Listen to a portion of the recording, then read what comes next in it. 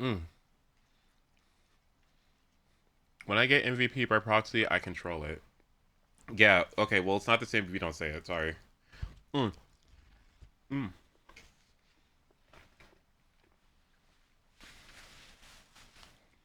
Hmm.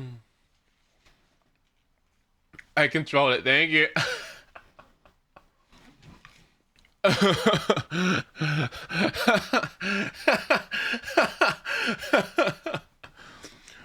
Okay. Welcome chop, trigger probably, ambi chop.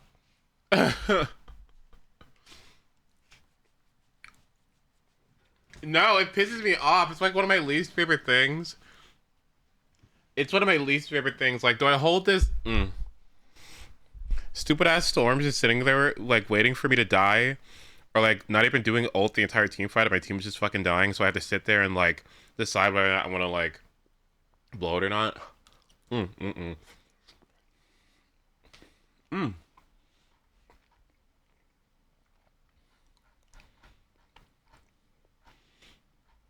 Okay. Alright, let's play some Ace Attorney.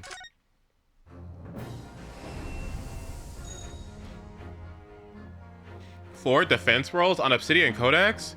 Wait, that's so good for Shalonen? Hmm.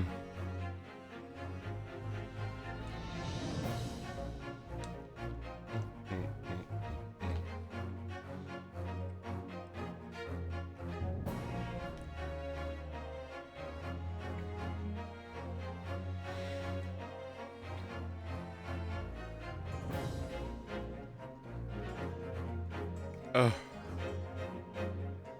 Why is the loading screen a prison?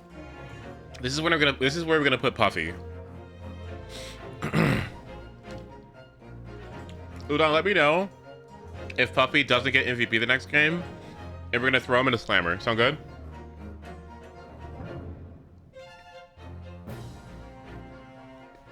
If you have C6. Well, if you get it, if you worked and you saved, then you'd be able to get the C6. How's that sound? Can you do that? Can you work hard? Can you put in an effort?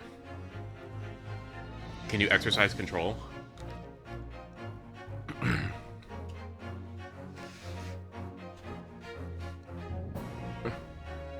Sorry. You better put in the effort for that siege win.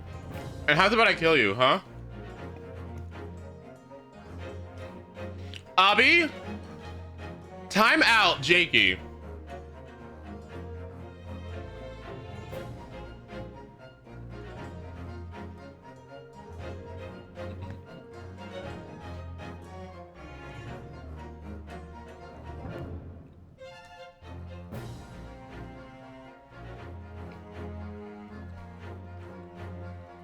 What? Looking. Oh, sorry, my bad. Alright. Now take him out. This is your first this is your first job as moderator.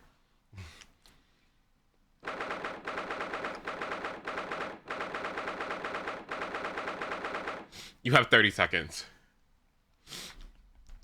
You have 30 seconds.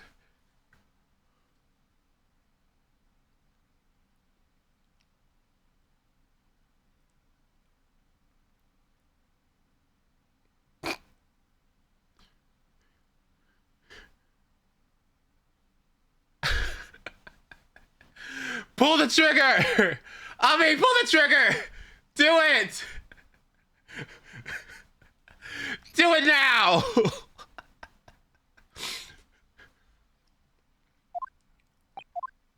Oh my god.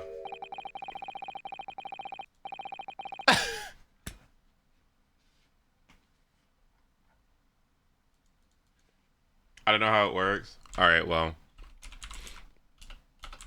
Alright, well.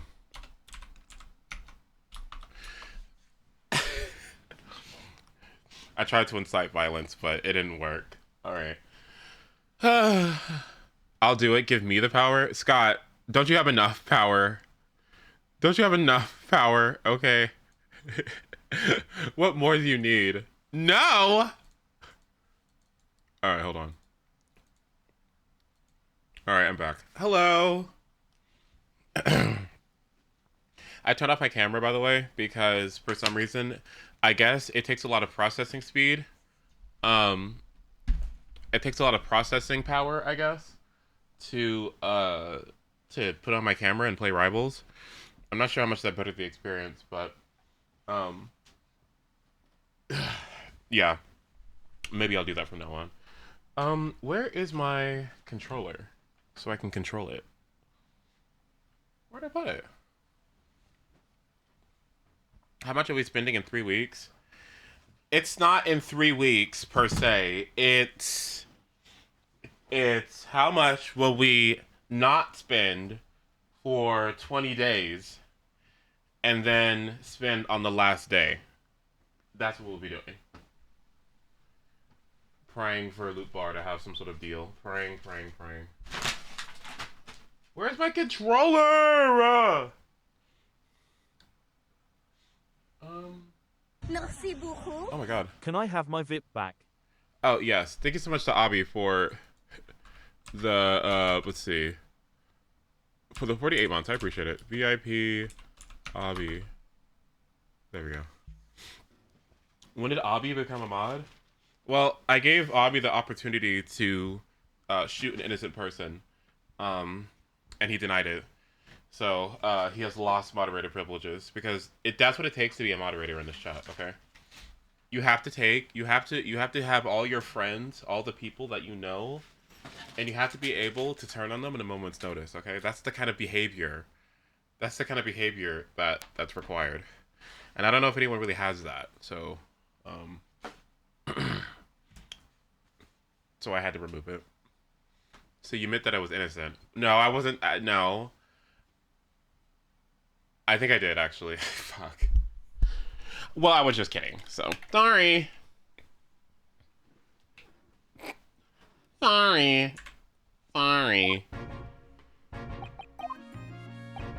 Oh my god. Stop!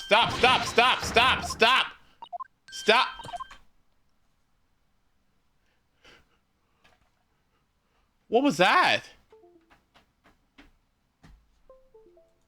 Oh my god. Goodbye. Have fun with the Ace Attorney.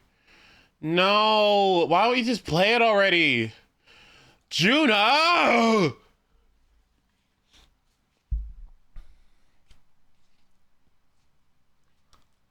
Spoilers! Alright. Yeah, I'm gonna Moon Knight ult your house. IRL. Does that sound good? Are you ready?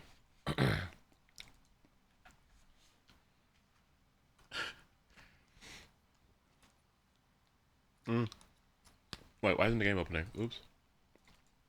Open. There we go. Disappear. Sorry, bitch. That won't out-heal it. Sorry. That doesn't out-heal it. You should have put on a show. You should have put on a show.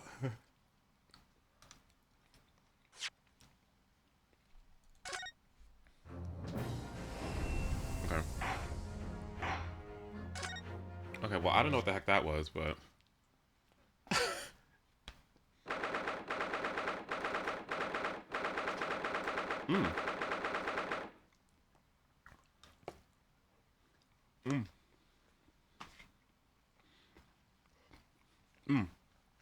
Okay.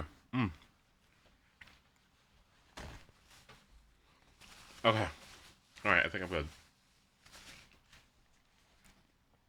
Alright.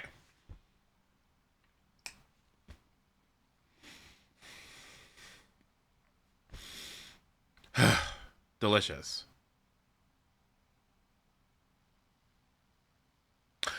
April 26th or April 16th at 1:26 p.m. Wendy Banks Pawnbrokery. Here we go again at the scene of the crime.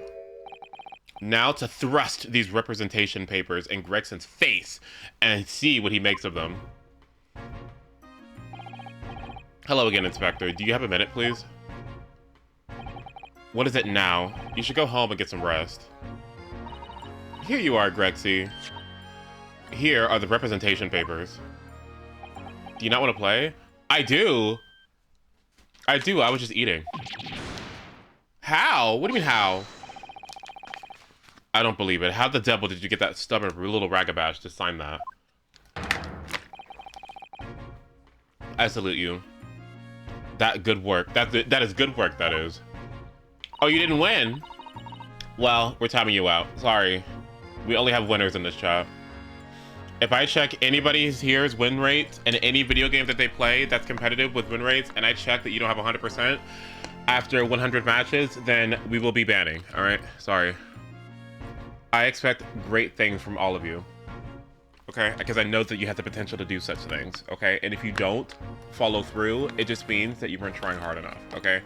And I just, that's the kind of mediocrity that I don't want to see, alright? We ban you first. Well, I only serve as an example of what not to do, okay? Like, you don't want to be like me at all times when I'm not winning. So that's what it's for. That's what a content creator does. I show you what to do and what not to do. Okay, so if you do what I don't do, and the opportunities and the times that I do lose, then it means that, yeah, that you will win.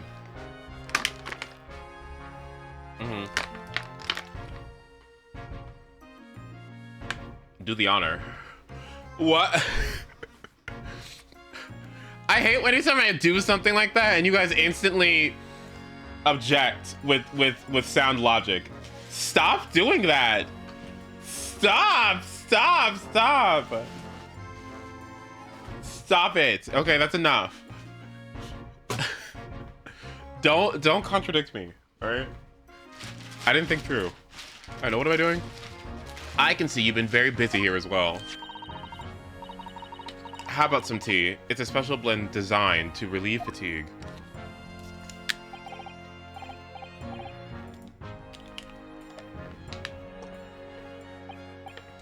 Ah, lovely. Well, let's see now. Yes, I hardly feel tired at all. I'm fit as a fiddle, your ladyship. Would it be alright if we investigated the scene of the crime then? Do as you please. You know where it happened. Through that door behind the counter. Yes, the storeroom. That's where I discovered Mr. Windybank and Gina. Right, well, I'll be getting back to business then. Will you be investigating in the storeroom as well, Inspector? If I'm perfectly honest, we need to wrap this up before long. Can't afford to spend too much time on it. But there are so many articles to go through, it's taking forever, even with the lads working around the clock. Which is a problem, because there's another case the Yard needs to investigate urgently. That must be what Lord Strongheart meant by far more serious matters before. So what I'm saying is, don't get under my feet, Sunshine. Come then, let us not waste any time. Shouldn't she be packing?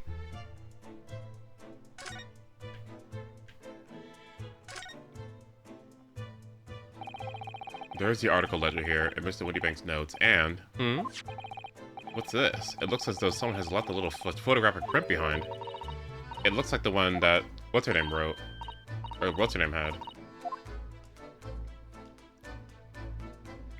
There looks to be a footprint with some blood on it. 15th of February, 10:30 p.m. Article deposited. 1 gentleman's overcoat. Loan amount paid, £1. Redemption deadline, 15th April, 10:30 p.m. A gentleman's overcoat pawned for £1? Clearly, it was a very fine coat. In fact, I think...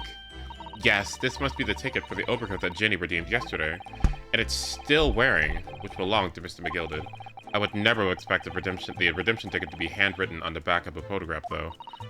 It seems, Mr. Windybank, you just used whatever piece of paper you happen to have on hand.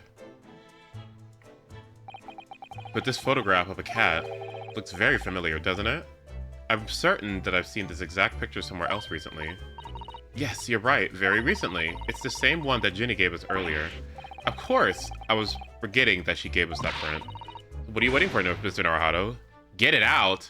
Huh? Y'all Risley? Alright. Let the cogs turn. Yes, they're exactly the same.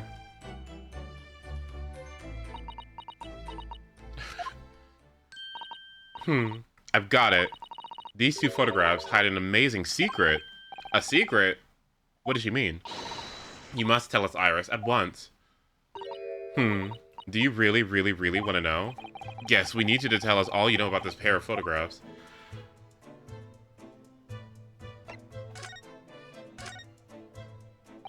So, Iris, about these two photographic prints. The one we found here on Mr. Windybank's counter and the one Gina gave us before. Is it similar to that little device over there? What amazing secret? What is this amazing secret you mentioned that's hidden in these identical prints? Actually, that's not quite right. Sorry? If you look carefully, the two prints aren't the same. Not exactly. They're not? Have another look at them now. It looks like the perspective that the cat's looking is slightly different. The cat's looking to the left in one of them and then looking to the right or at the camera in the other. It also looks like a moving image. Some of the snowman is covered up as well.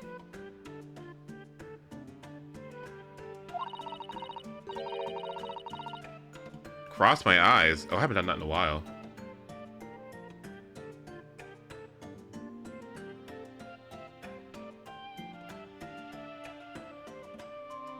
Oh god, what? Oh god, ooh. I haven't crossed my eyes in a very long time. Oh my goodness.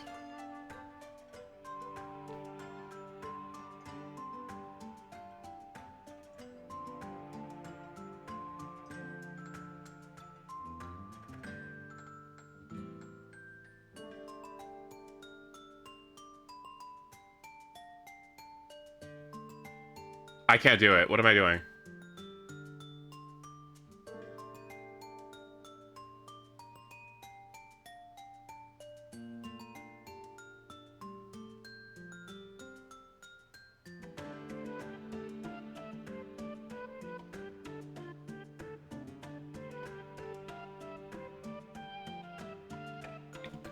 You want the two pictures to combine.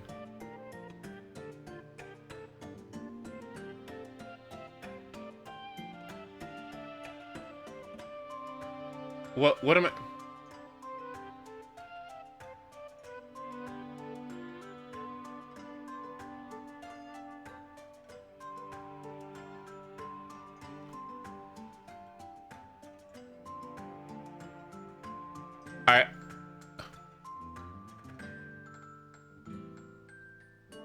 Okay, well, can you see they're slightly different from each other? I think so. It's very subtle. You gotta make one cat fall on top of the other. And then subtly it'll have depth. But what's the subtle difference between these two prints? Ah, well, it's because they're a set, you see. No, I don't. The pair of photographs is meant to be used in a stereoscope. Everyone in London is raving about them at the moment. A stereoscope? Why do I feel like I've heard that word before? Ah, yes, that's what Sholmes meant to show us yesterday. You see, there it is, just over there. The magical machine that makes pictures almost look real enough to touch. Well, actually, it's quite possible to see the same depth in pictures even without one of those contraptions. What, really? Do you know how a pair of flat photographic prints can appear to have any depth in the first place? No, I have no idea. Oh, wonderful. Then I'll be able to tell you. She's over the moon, bless her. Should we let her explain, though? We really need to carry on the investigation. I, for one, simply have to know.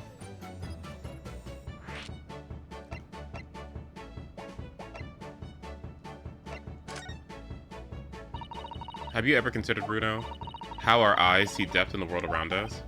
Well, I just opened them, and it works. But the reason it works is because we have two eyes. Two eyes? Shocking. If you try closing one eye at a time, I think you'll see straight away. What you see with your left eye, and what you see with your right eye, are ever so slightly different. You get a different view with each eye. Yes, the position of the objects seem to shift slightly. Exactly, and in your head, your brain uses that shift to estimate depth as it merges the two views into one. That's how you can sense depth in everything we see. My brain is really amazing, isn't it? It does so much without telling me. I think I see. So the pair of photographs consists of a left eye view and then a right eye view. Okay. Well done, Susie. You're so quick. So if you can persuade your brain to merge the two pictures in your head, you'd be able to see depth in these prints? Yes, Bruno. You're beginning to understand. And a stereoscope's function is to act as your brain and allow you to do just that? Yes, but as long as you have two images, two eyes, and one brain, you can actually do it yourself without needing a stereoscope at all. You can? Really? Okay.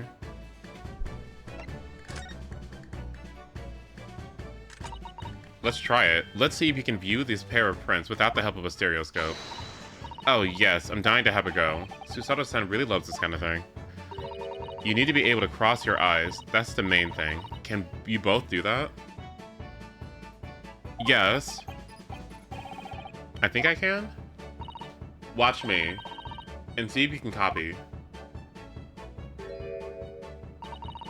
Make your eyes do this.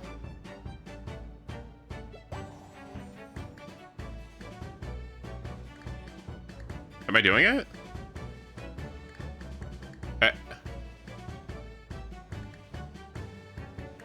Yeah, I think.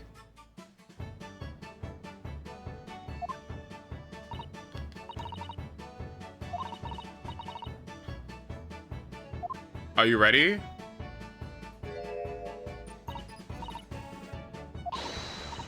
Wonderful, now it's your turn. The trick is to concentrate on looking at the bridge of your nose with both eyes at the same time.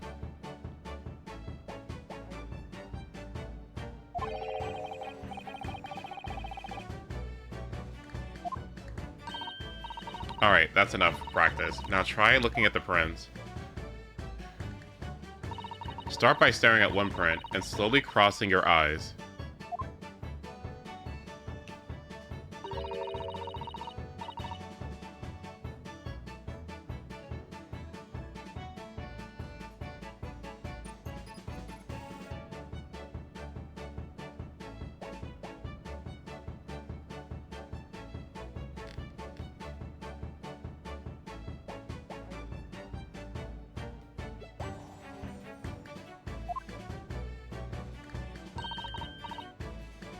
Okay, you try it now.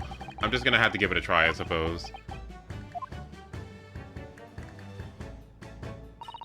Did the print split into two images for you?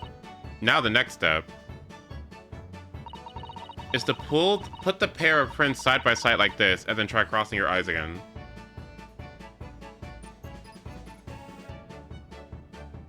Okay, I'm doing it, but what is it supposed to look like?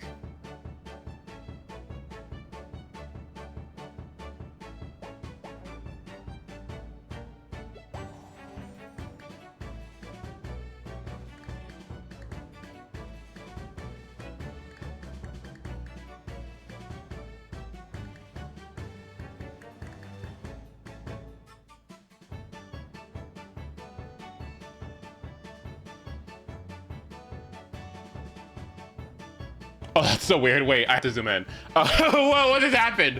Whoa! Oh my god, what is happening? Wait, that's so weird. Oh my god, that is so weird. Stop, that's so weird. Ah! Wait, whoa, okay.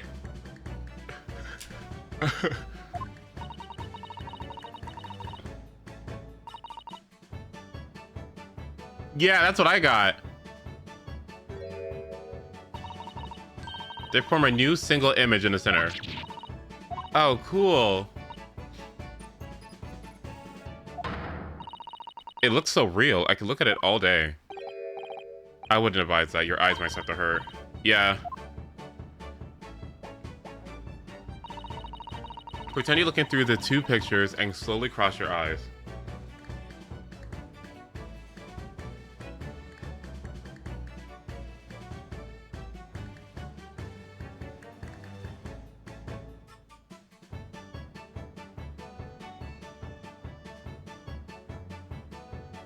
That's so weird. Ugh.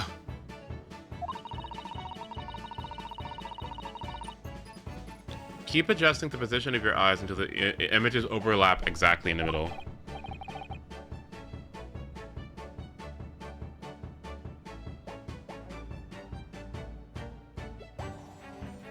It's like I can touch it. Oh, it's like it's 3D, right? Stop, is that what it's, what is going on? Like the cat is like further ahead of everything, and then the snowman.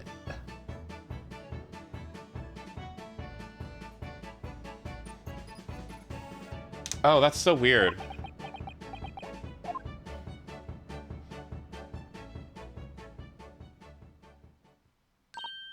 There, you managed it. Now you can know. Now you know how stereoscopic images work. Oh, stereoscopic. Oh, wait a minute. Oh my gosh, that's one of them. Okay, in video editing software, there's options about stereoscopic. Stereoscopic. Okay, that's what it is. Oh, that's what that means. It's too. Oh. Right. So what do you think of these stereoscopic prints then? They're certainly amazing, but it isn't easy to get a knack of viewing them properly. No, some people find it easier than others. But that's why contraptions like this exist, for people who find it tricky. Oh, I recognize that. We saw one over there yesterday, didn't we? Okay, if I remember correctly, you press this little knob here.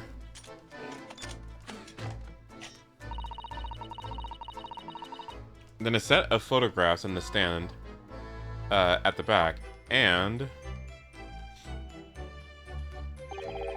it's still amazing, even though I roughly know how it works. Well, London seems to agree with you. Stereoscopes are very popular at the moment.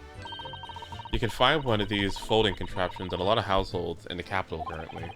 But if these little machines are so affordable, surely there's no need to go around staring cross-eyed at pictures like you hate them. But it's so much more satisfying to be able to see the effect with your own eyes. Well, I think so in any case. Stereoscopic pictures. I never had even heard of them until yesterday. We certainly learned a lot about them, but I wonder if it's knowledge that I'll never actually need. Okay. That was a lot of... a lot.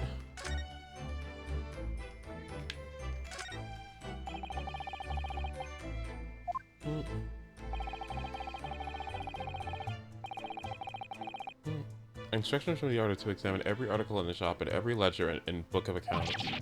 Every article? But that's a ridiculous amount of work, surely. We've been hard at it ever since the shop was declared a crime scene in the early hours. We're still sifting through it all. In shifts, at least, but we'll be working through the night, that's for sure. And even then, we'll barely have scratched the surface. A crime and a pawnbroker's. It must be every policeman's worst nightmare. It's every cosplayer's worst nightmare, you know. A crime and a pawnbroker's.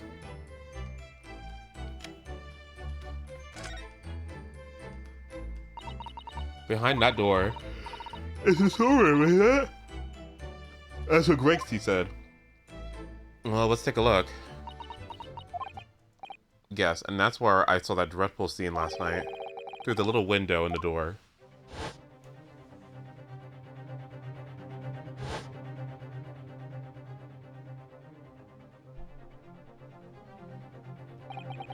Mr. Windybank, face down on the floor, with Gina beside him. As the accused's legal representative, you have the right to examine the scene, Mr. Naruto. We must make a thorough investigation. Yes, of course, and we will. Behind that door, that's the real scene of the crime. Don't worry, if there are any clues in there, I'll find them.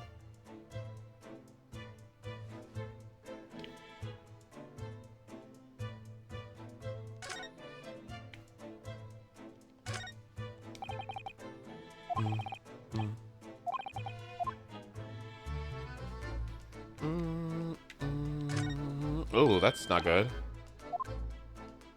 Why is... Ooh, that's not good at all. A bullet hole. And it's bloody? And what's going on here? Ace's Danganronpa era is gonna be crazy. Do I look like somebody who's gonna ever play Danganronpa? Are you crazy? Danganronpa? Oh my god. What self-respecting person would engage in such content? Ugh. Ooh, excuse me. Yes! Okay. Hold on.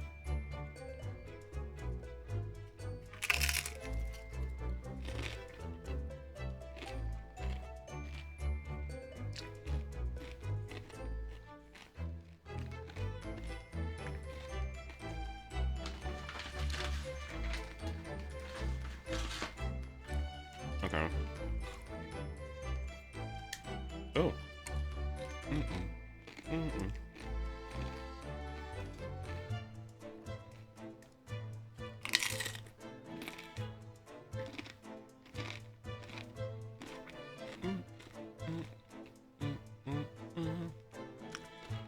Doctor era. Would I ever get my PhD? Maybe.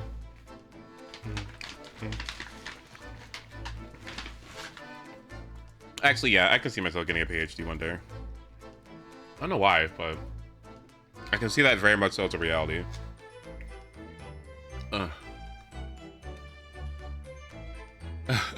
The way I had you on stream in the background, and then I clocked my head around in disgust hearing Danganronpa.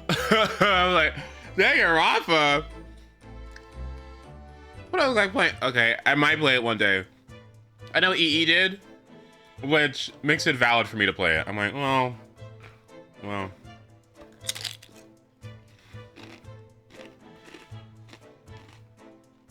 Maybe. Maybe it can't be that bad. Who knows? Okay.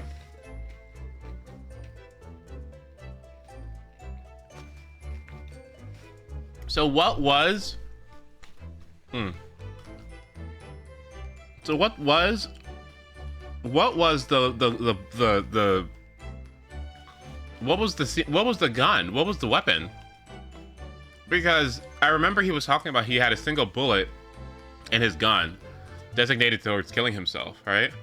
So why is there a bullet hole here in the wall and also a bullet in the body if the gun only had one round of ammunition?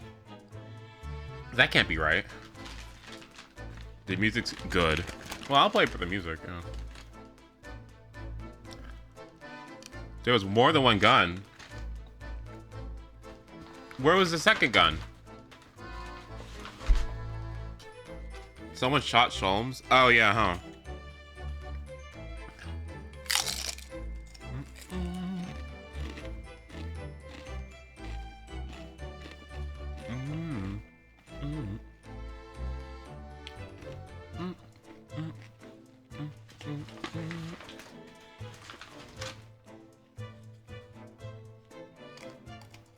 Okay, hold on.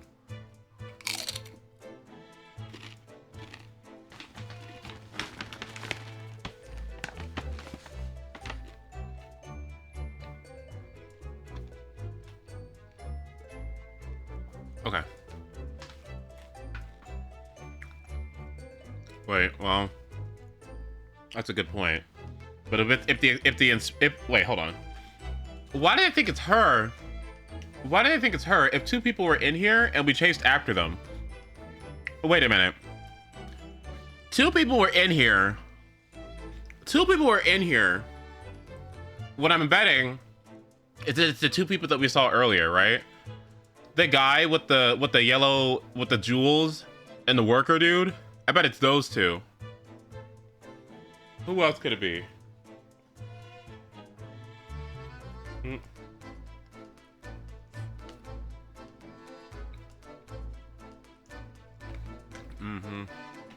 Anyway,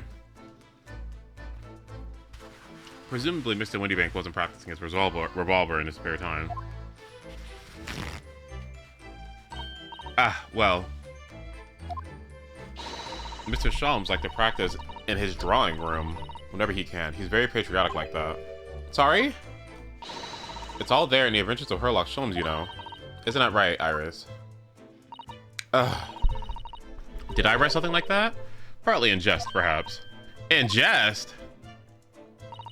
Well, he doesn't do it often. It's quite a dangerous pastime. He doesn't do it often. He shouldn't do it once.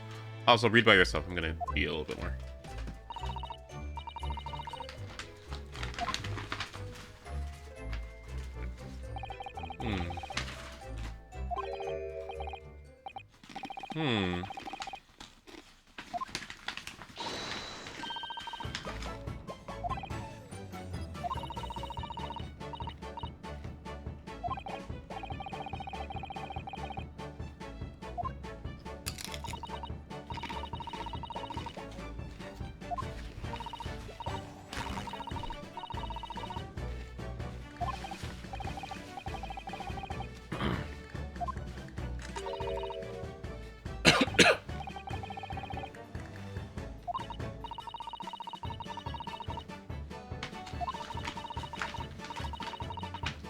Oh my god, does it identify blood types?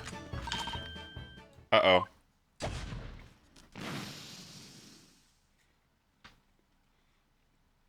Oh.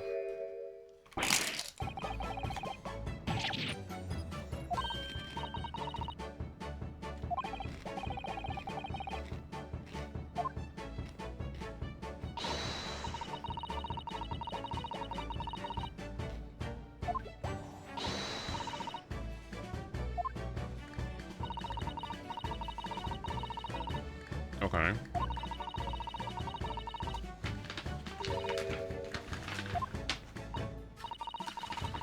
Well, what if they have similar blood types?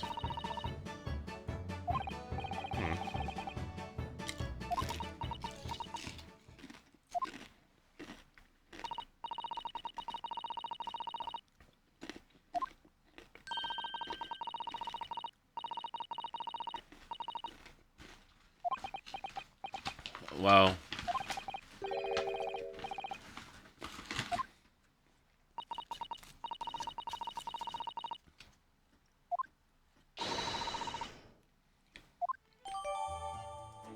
a blood sample.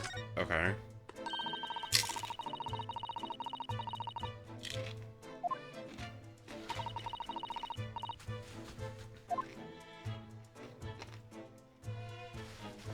Okay.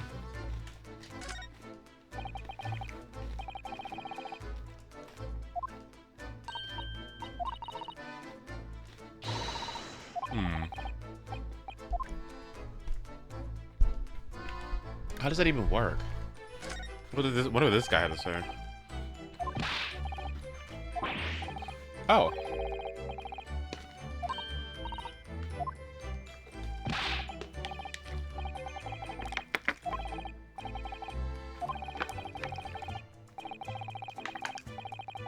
I haven't been home in 2 days.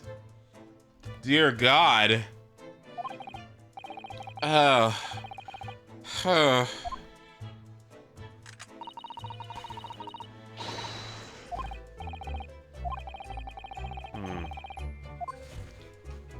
Well, we already looked at the calendar, so...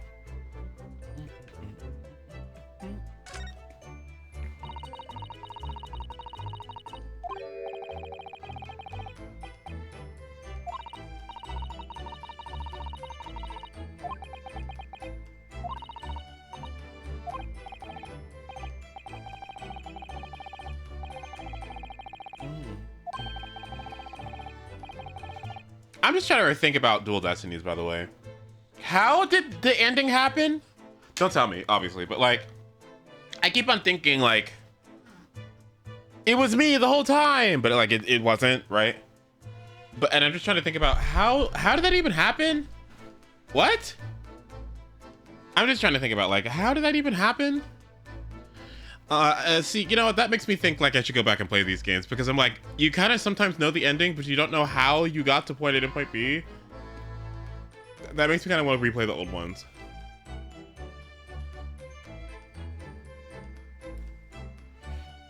What are you talking about? Oh, in Dual Destinies, the ending.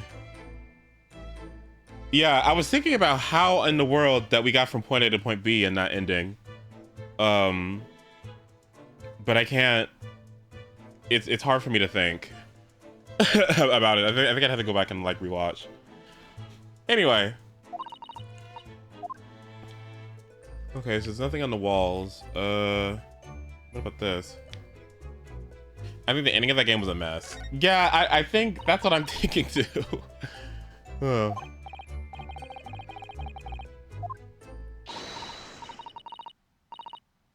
Oh, listen.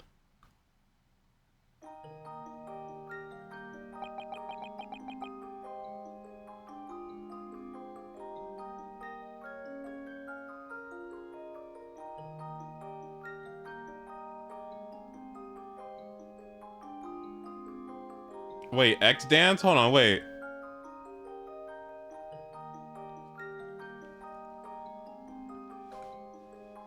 Wait, hold on.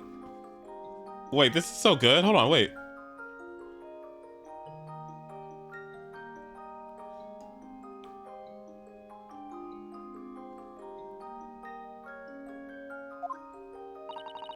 What do you think? Isn't it a pretty sound? I love it. It's beautiful.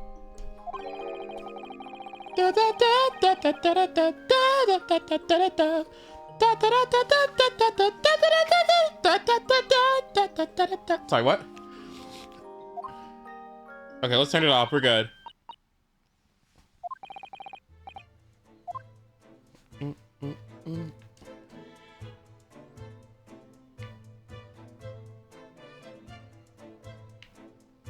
Oh, what? Oh. Okay, so this is the same thing that allows you to take the depth stereoscopic pictures.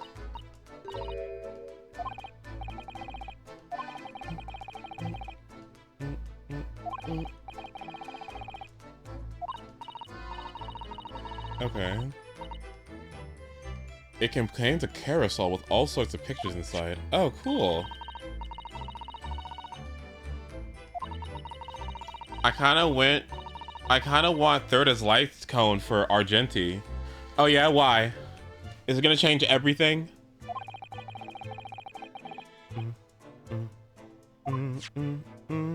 I actually haven't even actually read it, to be honest. I'm curious. I probably should look it up at this point. You know what? Let me look. I know that light cone's really good, but let me see why it's so good. Let's see.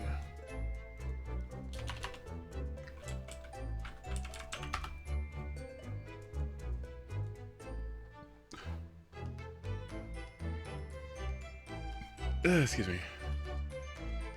Let's see. Increases the wearer's crit rate by 12%. That's it. When the wearer uses their ultimate, increases damage dealt by the wearer's skill and ultimate by 60%. That's it? Damage percent? Okay, crit rate, damage percent. After the wearer uses their ultimate, if the ultimate costs 140 or more energy, then recover 1 skill point. I feel like it's good on Jade, is it not?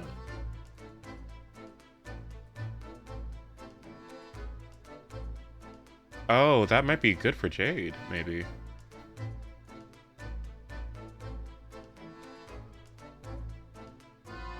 But it's probably not worth it more than getting, what's it called?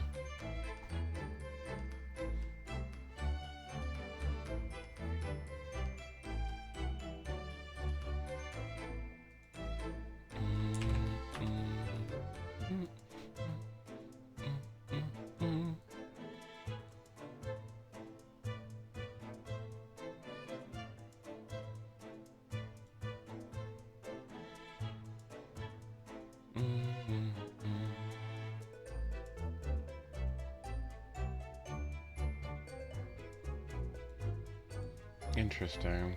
It's especially irrelevant at E2 because she advances herself a lot. It's essentially great for Argenti because his signature gives crit damage and only buffs his ult damage. But is it worth is it worth his skill damage? Though? Like, considering who he's with? I know that anyone that has Robin on their teams usually wants to have something that gives them damage percent buffs, because she buffs attack and crit damage, but she doesn't buff damage percent, and vice versa when you're when you have like a Ranmei.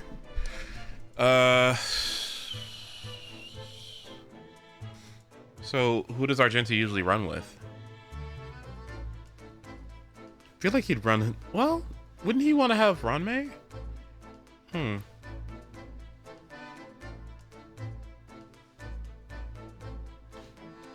She does get 50% damage. I thought it was 25. Is it 50? Oh, okay. No, it's 25 crit damage. Yes, that's what it is. Yeah, okay. Okay.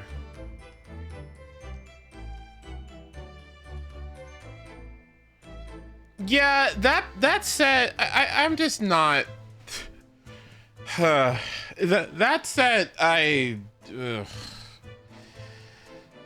it wouldn't be a bad idea to farm it, to be honest, but I just don't want to deal with it. I really don't. Because it would be really good for my Clara that I just got, and it wouldn't be too bad for my Jade. I just don't feel like. I just like, I don't want to.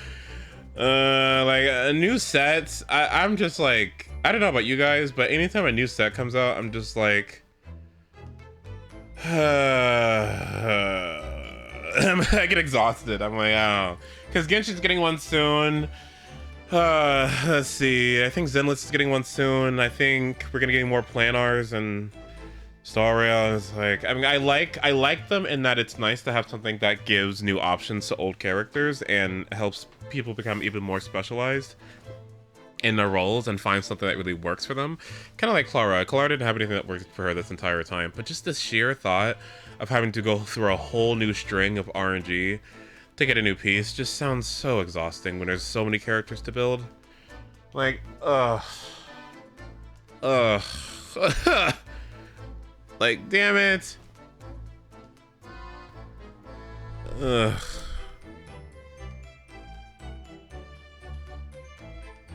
I hear it's actually not bad on D-Hill. Huh. I'd rather farm Pioneer. I know, which is a little bit boring. Like in Zenless, I've loved the fact that I've only farmed one set, and that one set has been helpful for literally everybody. Like, literally everybody has benefited from farming Miyabi and Astra set. And now I have to go back? Ugh. I don't wanna. Like, they're talking about like a new set in Genshin. Like, let me just go back to Marchese and Golden Troop and go from there. Cause I'm like, I'm not trying to go through all that again. Like, I'm sorry, I just don't. Okay, anyway. Yes, let's continue investigating.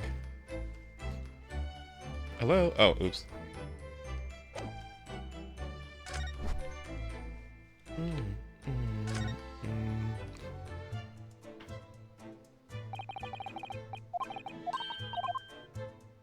Okay, so I've already investigated that. I guess it's time to go in the back room, right?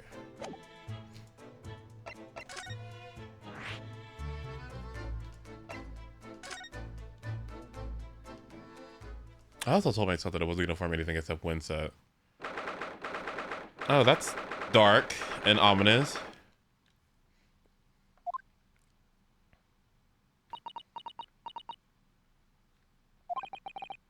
Poor Iris. She's clammed up completely. Iris is bound to find this difficult. After all, Mr. Whittybank's life was taken in this very room only last night.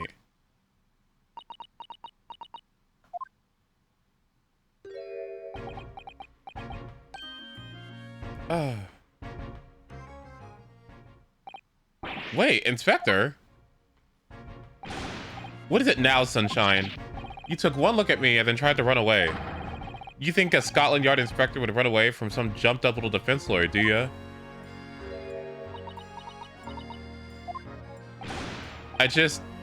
Well, I'd never seen her leadership looking like that before, is the thing. I didn't know what to say to her.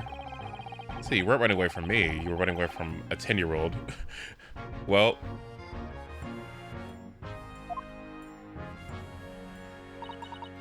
I'm afraid this is all a little much for young Iris.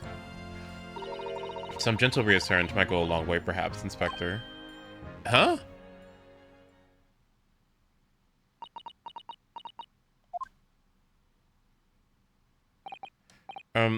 Ahem.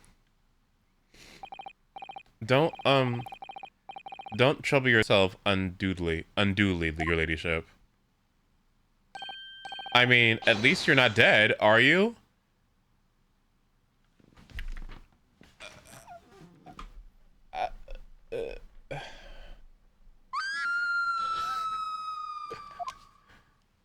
That doesn't help. I don't think that went very well. Why? Look, I'm in the middle of an investigation here, Sunshine. And I told you not to get under my feet. And we have investigating to do ourselves. Yes, I'd like to hear more of what the socially inept inspector has to say. Oh, Hurley. And inquire into how Sholm's operation is going. Bro, I'm doing the HSR Trailblaze quest. Yeah, good luck. Oh boy, I gotta do it at some point too. Maybe I'll start on it next week.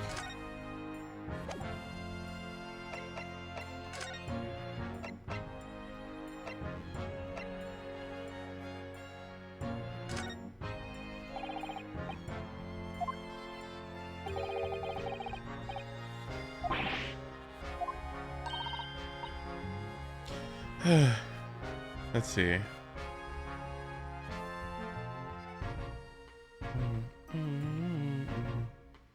I'm waiting for them to put voices in. Oh yeah, that's sure to be happening soon, right? But there's so many polychromes to do, isn't there? Or isn't there so many polychromes that you can get from doing the story quest or something? And they're probably limited, so they want you to do it like immediately, I guess.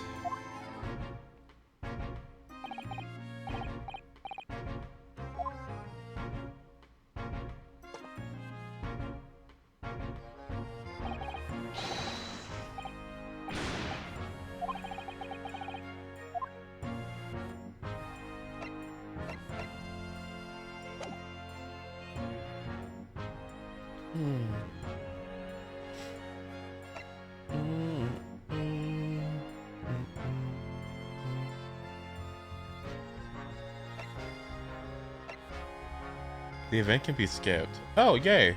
Awesome. Okay. Let's talk about it, sweetie. Let's talk about the scene of the crime. So, Inspector, what do you make of the crime scene here? Pshaw, you got eyes, haven't you? Use them. It is what it looks like. Nothing more, nothing less. Iris, could you lend me a hand? So, Gregsy, what do you make of the crime scene here? Oh yes, your ladyship. Do allow me to humbly explain. Last night, shortly after the hour of 1 o'clock in the morning, Scotland Yard police attended the scene. The one and only door to the storeroom was found locked from the inside. It was locked from the inside? The lock appears to be broken now, though. Was that the police officers doing? Quite right, ma'am. Quite right. We took the liberty of smashing the door in, as humbly as possible. Oh! As you can see, the victim was discovered prostrate on the floor, thus-wise. And the next to the aforementioned body, we discovered the vile gutter child. Are you talking about Jenny? She's my friend, you know, Inspector. Miss Lestrade, the hapless girl, was curled up on the floor, dead to the world. She's alive, you know. Yes, when I saw her, she appeared to be unconscious, and I'm afraid to say she had the gun that was used in her hand. No.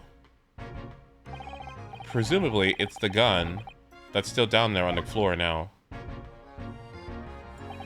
In her pocket, we found the key to the door as well. The key to the storeroom? And you say the storeroom had been locked from the inside, Inspector? Correct. All which leaves her ladyship's friend.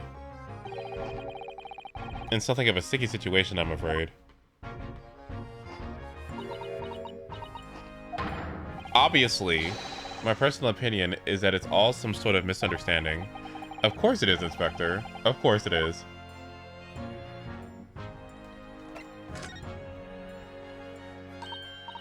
Gregsy, do you know anything about Hurley? Is the operation finished? Is Hurley alright? Is he? The thing is, don't mince your words, Inspector, please. You don't mean to say that Mr. Solms is... No. The operation is done and dusted. It's just that, well... Out with it! Yes, ma'am. They use something called a general anesthetic. What? It's the latest thing. Renders the whole body insensitive. Did they use too much? The whole body anesthetized?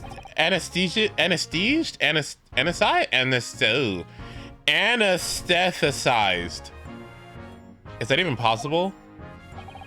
It means the operation can be completed while the patient is fast asleep. Goodness. In the Empire of Japan, we can just manage to provide laughing gas for the tooth extraction. The trouble is, the latest thing isn't always the greatest thing, if you follow my meaning. They couldn't get the medication to work at first, so it took hours for him to nod off, or so I hear. And now that the operation's finished, they can't get him to wake up, apparently. He's in a coma?! No one knows if it's the anesthetic in his system, or if the bloke's just plain exhausted. But anyway, all they can do is stand back and watch until he comes around again. Hurley, the moment his eyes open, your ladyship, I swear I shall get the word to you. What a surprise. Even in matters of life and death, Mr. Sholmes still has to do things his way. Okay, well, let's do some investigating. First things first, this bike. Wasn't this bike outside? Oh, never mind. Look at all these articles that have been deposited. The room is full of them. I can't believe how many there are. A bicycle, a gramophone, musical instruments, even some enormous paintings. Look. Different people of different...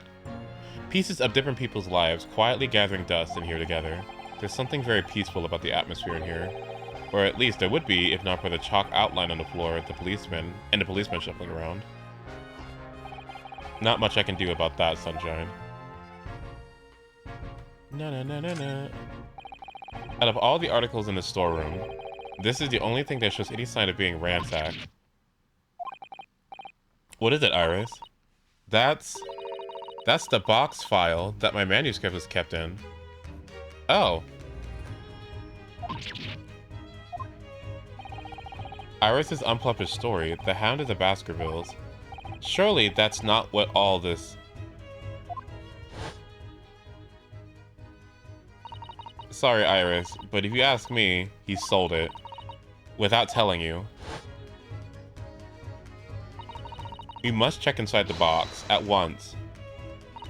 Yes.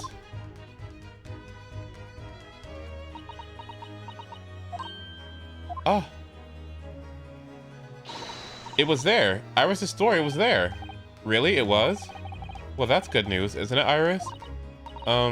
Yes. I mean, of course, I believed Hurley when he said he deposited here, but it's a relief to actually see it.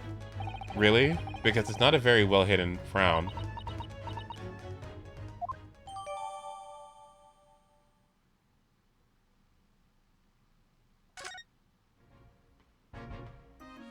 I get so uncomfortable when she has that face.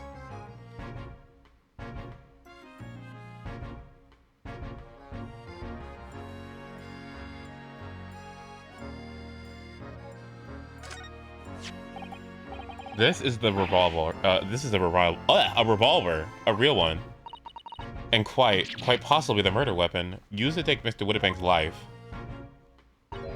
What's the matter, Susie? You and Bruno look like you're about to faint. Well, it's just that I've rarely seen a gun in the flesh, and I've had issues with guns in the past. But anyway, we saw Mr. Whitterbank with this yesterday, didn't we? I shall have to take my own life. It must be the same gun. And last night, when I looked through the spy hole in the storeroom here,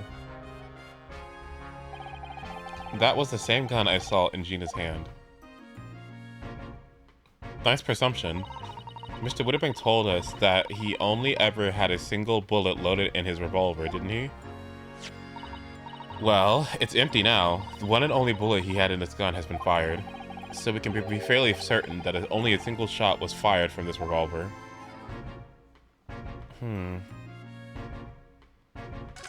Let's inspect the blood. The policemen have marked the position of the body with a dark, chalk outline. Poor Mr. Whitterbank.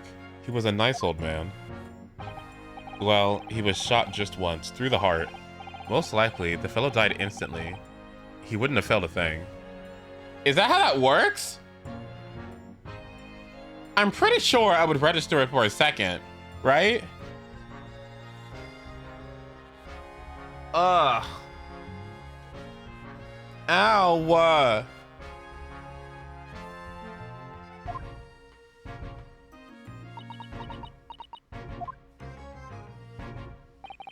This must be his blood then. Oh. I don't like to ask at such a wretched time, Iris, but I wonder if perhaps... Don't worry, Susie. I'm ready for action.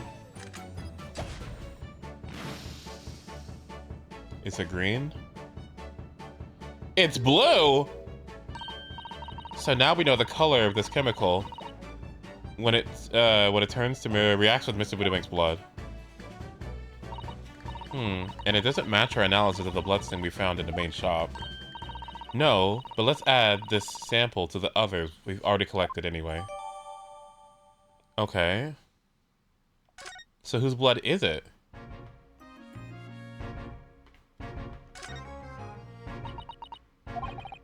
Iris? Don't worry, I'll be alright. But we must find the true culprit. Yes, absolutely. Right. Yes, absolutely.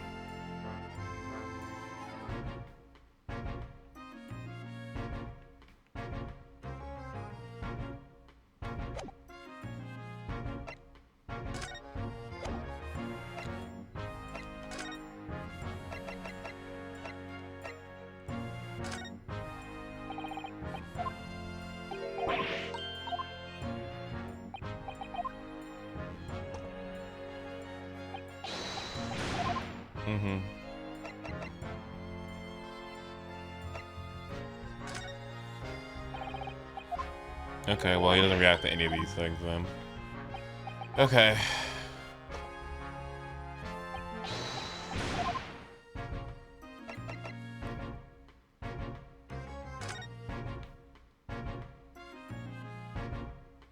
There has to be a reason why we can inspect it in such a way.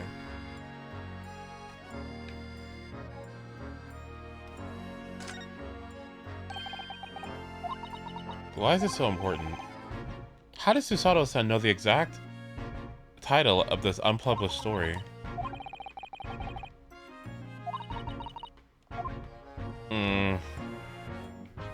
How did she know? What's a plausible explanation for knowing the word? How would you know that? How would you know?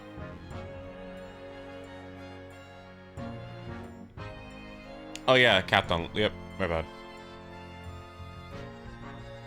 How would you have known unless it was like her dad or something? It makes me think like something back to Japan, because that'd be the only way she would know.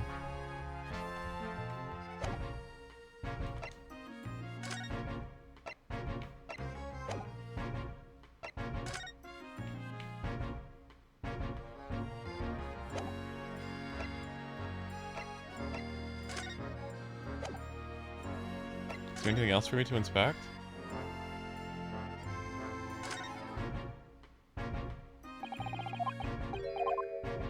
Why don't we get the blood off of the... Why don't we get the blood off the footprint?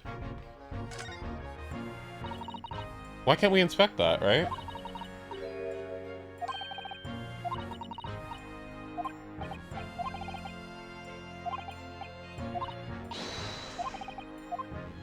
Yeah, Iris should,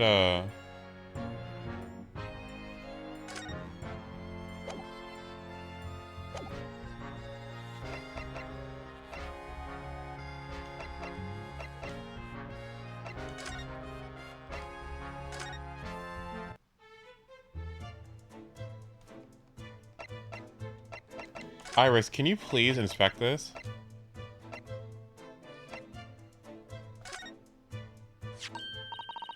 That looks like blood. I wonder, wait. I would say that it's from a gloved finger. Almost certainly a glove made of leather.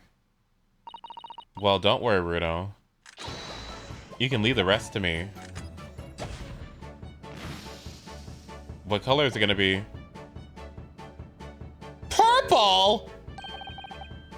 Purple? Who the fuck is purple? There's 3 different bloods here? Well, there were 1, 2, 3, 4 people in the shop, and then 5, 6, 7. So there were 7 people. One of them was Shalms. The other one was Susato, so that's 2. 3 is me. 4 is Gina. 5 is Mr. Woodabank. 6 are the other 2 people that ran away.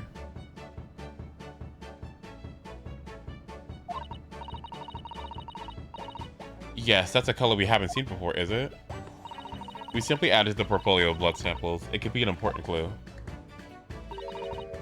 Although it would be nice to find out whose blood these different colors would correspond to at some point. Well, this particular stain of blood. You had an idea, haven't you? Do you know whose blood this is?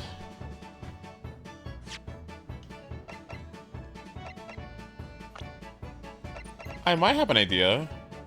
It might be, Eggert's, right?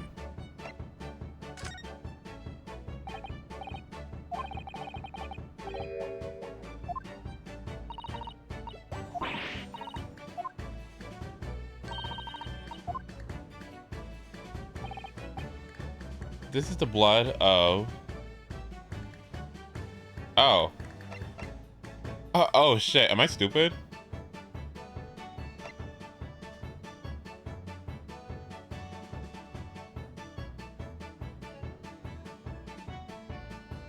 Am I stupid? I guess I'm fucking stupid. I guess I'm a fucking idiot. I thought somebody's hand got messed up. Okay, so wait. So Gina got the... Is it Thrice Fired Mason?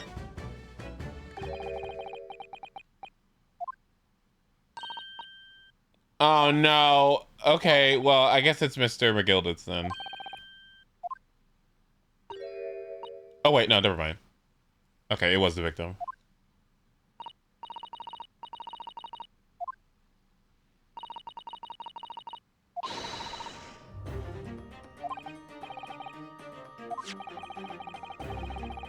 Yeah.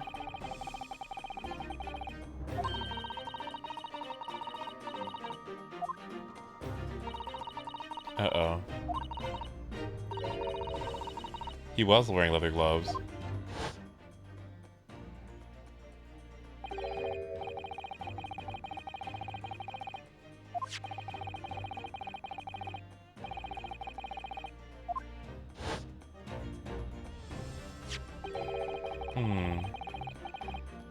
Uh-oh.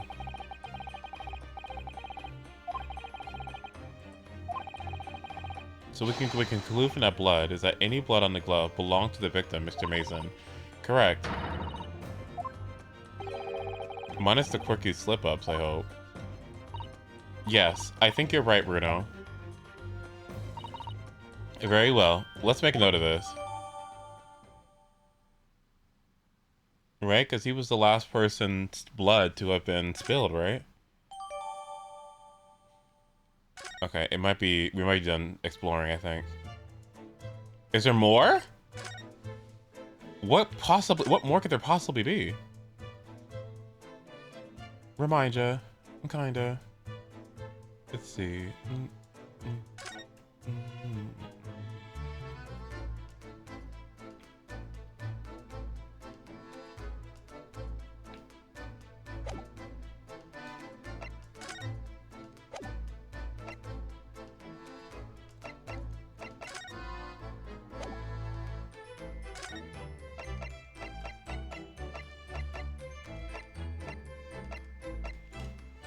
Hmm.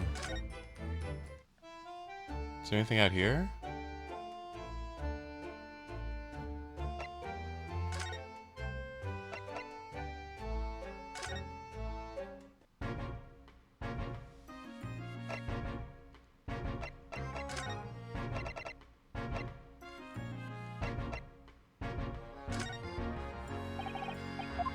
You don't react to anything! Ugh. Great.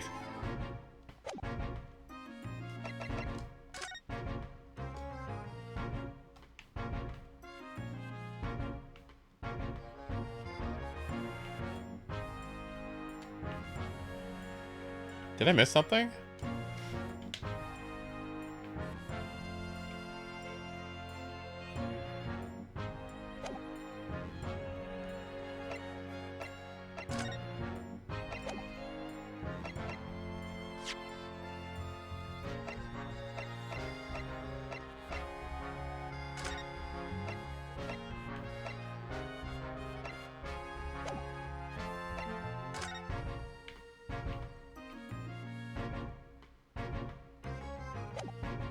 Did I miss something?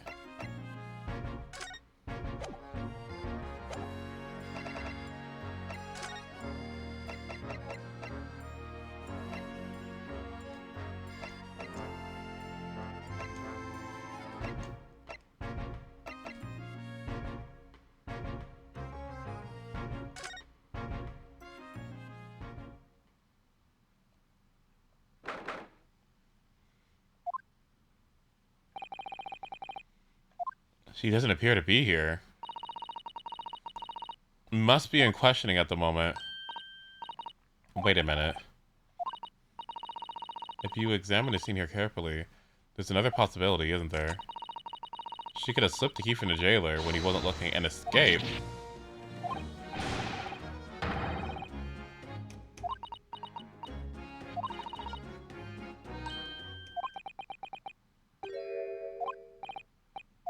Ugh.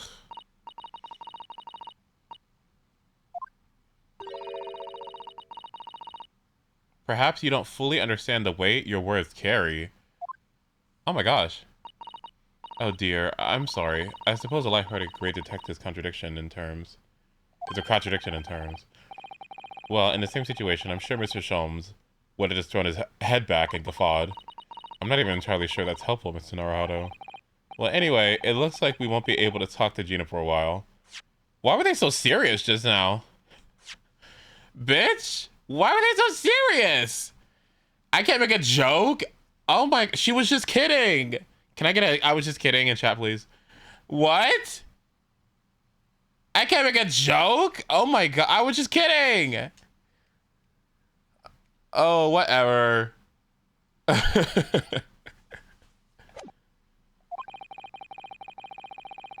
Okay, we should make progress with our investigation. Okay.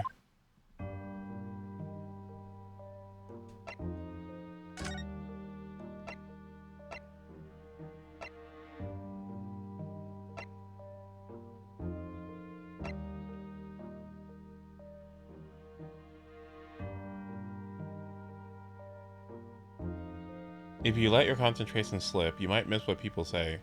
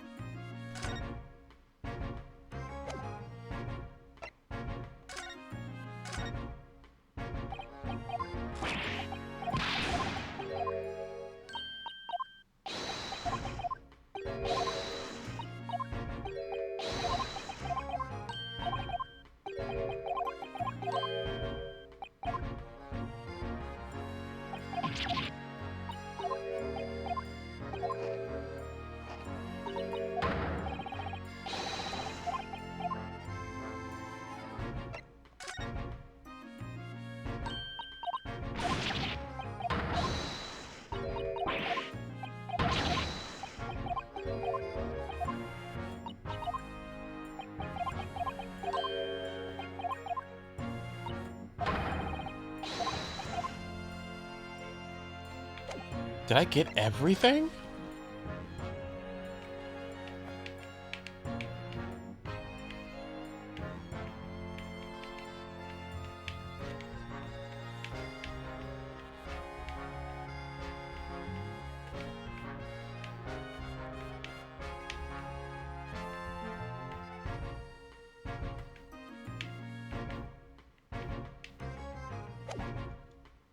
Yeah, maybe there's stuff in the other room then? I can't seem to find anything.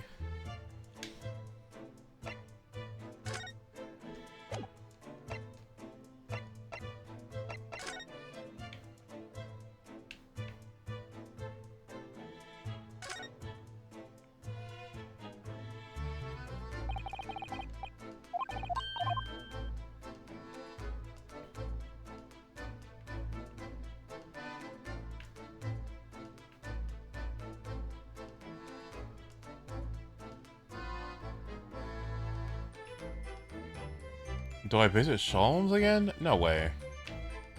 Wait. No.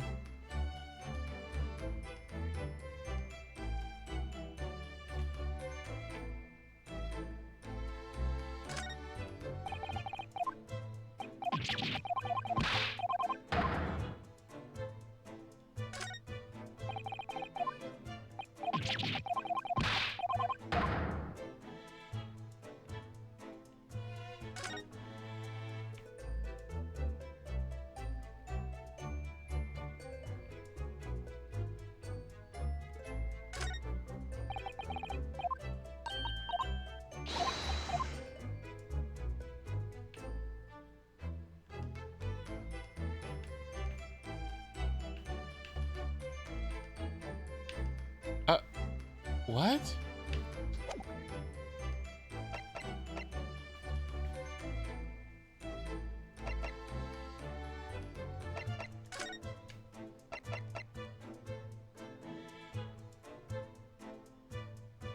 Did you get anything from presenting to Gregson?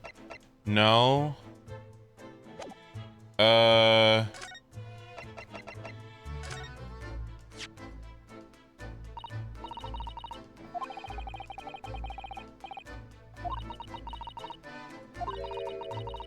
What is it about this particular story? I worked so hard on it.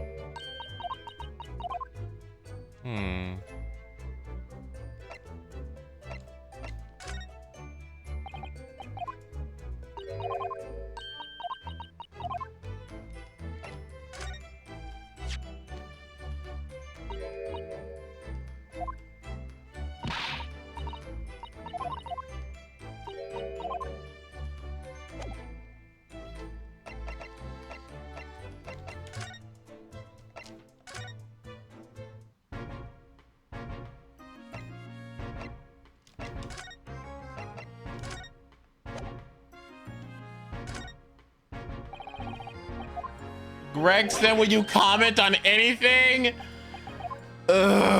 Gregson! What could it possibly be? Oh, oops. Okay. Inspector, what do you make of this? What do we have here then? A redemption ticket for an article deposited here, isn't it? It looks like someone ran out of the opposite stationery and wrote the ticket on whatever the paper was at hand. Yes, this is the ticket for Mr. McGilda's overcoat. The one that little diver turned up with yesterday. Oh, actually, no, it's not. Really? You think you know better than me, do ya? No, I didn't mean to,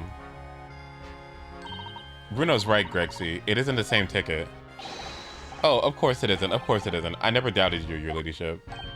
So, what's this all about then, if I might be so bold as to ask? This is a second ticket. A second one. It seems that Mr. McGilda in fact had another article in storage here at Woodabanks. Is that right? I think we need to discuss this further with the inspector, Mr. Naruhado.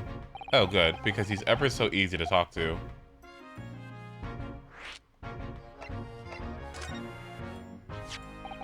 This ticket was in one of the pockets of Mr. McGilda's overcoat. Huh? You mean to tell me? Yes, there was more than just a music box disc, it seems.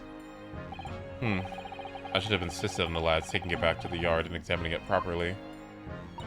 Well, according to the details on this ticket, Mr. McGilda deposited another article here with Mr. Woodybank. Yes, I can see it written here. A small box, was it? Do you have any idea where it is, Grexy? Any idea at all? It's another article belonging to Mr. McGilda. It could be an important clue. Well, yes, I suppose it could be... Please, stop looking at me with those big turquoise eyes, all full of hope and expectation. It's too much pressure. I'll lose me marbles. I will go, and I will go barking. This is no time for dog impressions, Inspector. That's enough sauce from you, Sunshine. There is one thing that springs to mind. According to this ticket, the redemption deadline's already passed, hasn't it? Oh yes, of course. The articles are only held for 2 months. So the small box will no longer be here then. That's right. It's been forfeited. Which means it could be on the shelves in the front of the shop where the forfeited items are offered for sale. Yes, the shelves in the front. We must search them at once. You're wasting your time. Oh? There are dozens of little boxes out there, hundreds even. We can't possibly know which one might have belonged to Mr. McGilda. That information is not written on the ledger. Well, I think we should at least have a look, just in case. Of course, your ladyship, of course. Very sensible of you, I'm sure. This is getting old.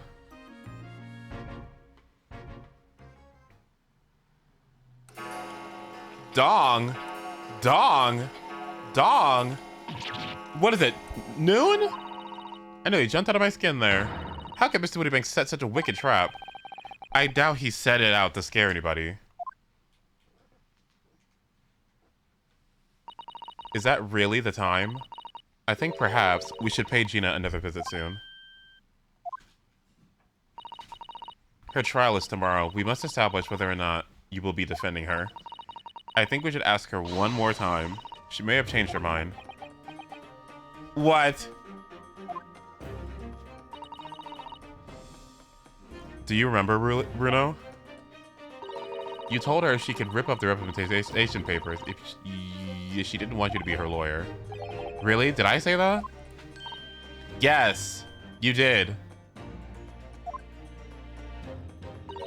The deadline for submitting the paperwork is fast approaching. In that case, we'd better hurry back to the prison and talk to Gina again.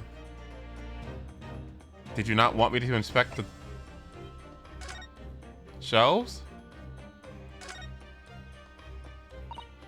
Yes, this is where all the items that have been forfeited by their original owners are offered for sale. Yes, that's right. They've all got little labels on them, but there's so many. I wonder if the small box this ticket was for is still on the shelf somewhere. The box that Mr. McGilda deposited here just over 2 months ago. Even if it were, finding it promises to be very troublesome indeed. There are so many boxes. It could be any one of them. Mr. Sholmes said that a pawnbroker's was the safest place to store anything, more secure than a bank's vault. So perhaps this small box of Mr. McGilda contains something of great value. Well, if that's the case, he'd probably have kept it locked. So then we need to find every box with a lock and break them all open.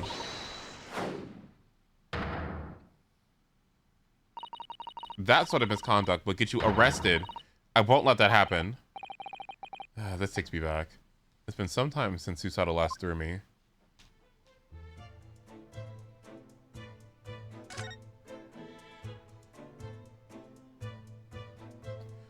I suppose that we should go.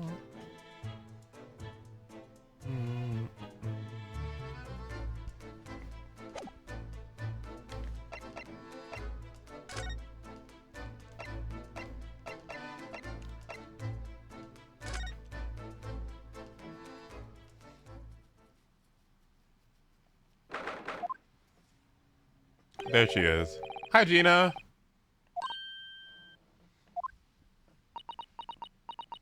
Back to being bratty, huh? Ooh, how original. How fun. How easy to deal with. How pleasant. Huh, definitely doesn't get old at all.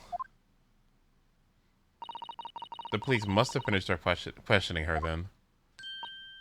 Oh, how was it, Jenny? Was it awful? Huh? Oh, didn't bother me. Thank you for the papers you signed before. It meant we were able to investigate at Woody Banks. Oh, right.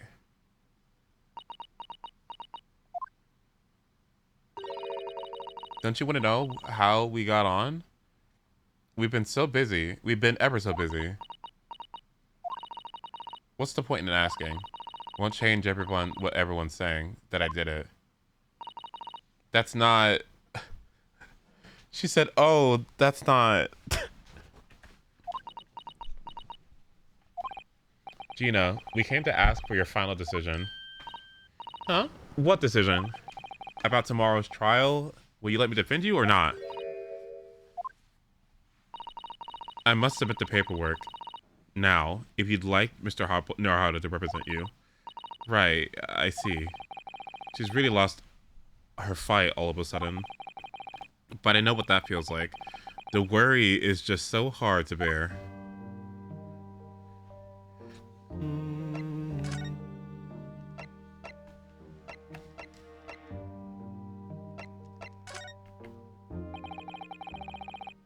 We found this in Mr. Whitterbank's storeroom. The manuscript of Iris's latest story. Oh. Oh, right. Well, that's good then. Curiously, the storeroom at Whitterbank's showed no signs of being ransacked for items of value like this. With one exception, the box had housed this manuscript. It was you, wasn't it, Gina, who broke open the box containing this manuscript last night? Huh? You were so determined to find out whether or not the Hound of the Baskervilles was really there. That's the real reason you broke into the storeroom last night, isn't it? Why don't you tell us what happened? Please.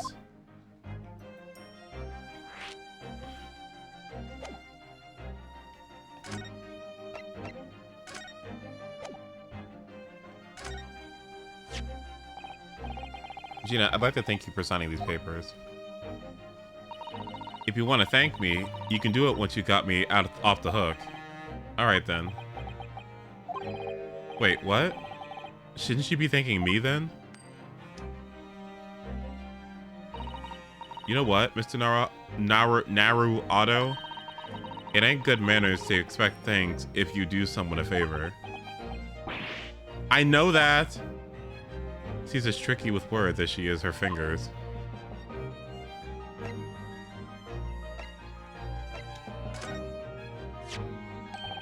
Do you see this pawnbroker's ticket, Gina? It's the one that you took to Whitterbank's, isn't it? The one for the black overcoat that you're wearing right now? Huh? What? That? I don't know. They all look the same to me, those tickets. Surely not. Well, this one has a very obvious mark on it. That would appear to be blood. Huh? Does that ring any bells? I don't know. It looks the same to me. Blood. Right. And they all sound the same to me, these answers. Suspicious.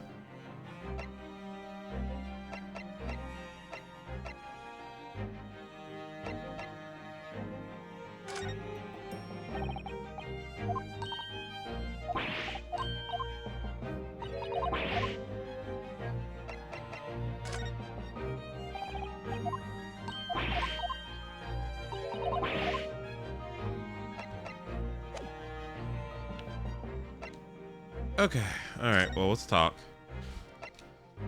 What we uncovered.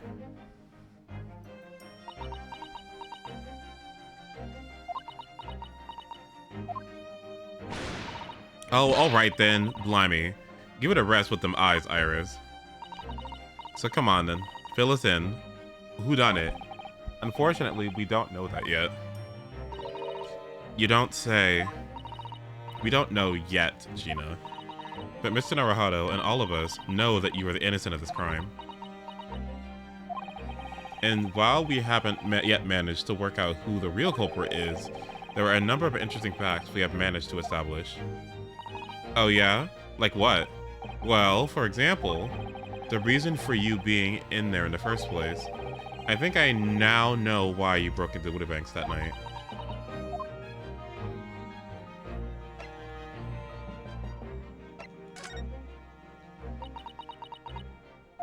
Alright, yeah. This Baskerville story, it's the latest Sholmes adventure, right? But it ain't been printed yet. So I figured, it's gotta be some worth a few fair pieces of silver, right? Oh yes, at least 5,000 pounds. What? So you intended to sell Iris's manuscript, did you? No, Jenny. How could you? What? Wait, no, hang on. Of course I wasn't gonna sell it. All I wanted to do was find out if the mantle script, or whatever you call it, really was there or not. That's the only reason I was there in the first place. For Iris' sake. Isn't that right? We knew why you'd done it from the start, Gina. Of course we did. But I knew you wouldn't do anything mean like that, Jenny. I just knew it. Well, when I saw, does anyone IRL? Has anyone who's hearing my voice right now, have you ever ERM'd IRL? I don't even know what that sound is.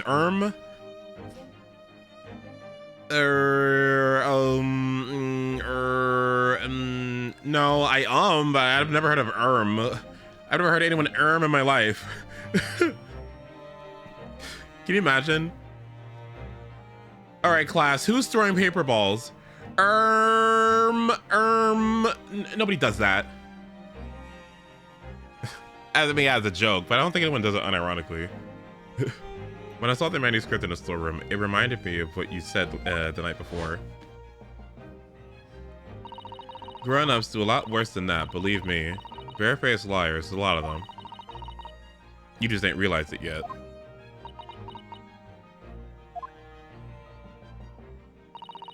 I'm telling you, that mantle script ain't at Woody Banks. You'd soon see if You'd soon see if you had a look. If I'm honest, I have wondered if Hurley is telling me the truth sometimes. I mean, sometimes I wonder if he might have hidden my manuscript somewhere I don't know. Even though it's wrong of me to doubt him.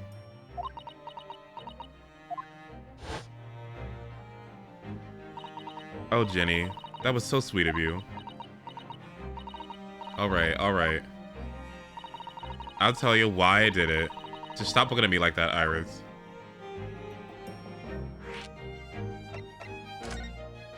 Can we represent you in court, please?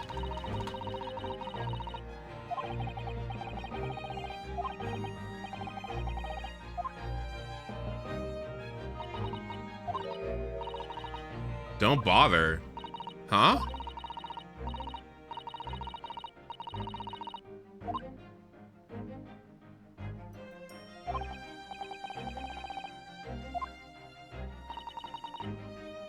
I'll be fine on my own. Huh?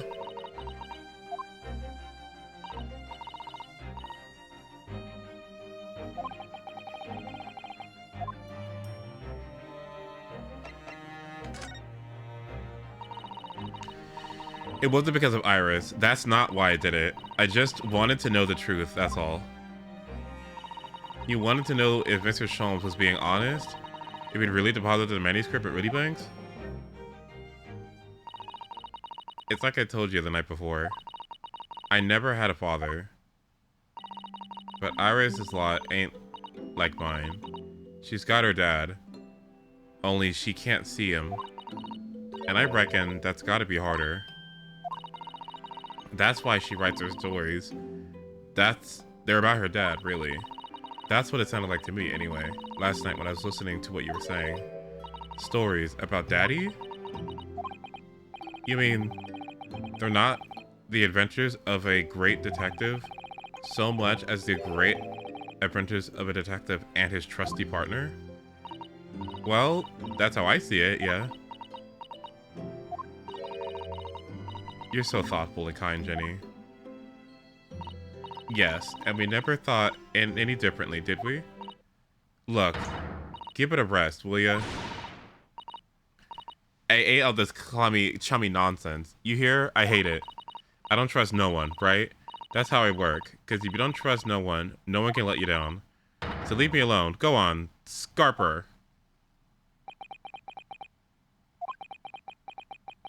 Scrapper? I hadn't noticed until now, but it's unmistakable. Right there on both sleeves of the undercoat. Yeah, is that doo-doo? What is that?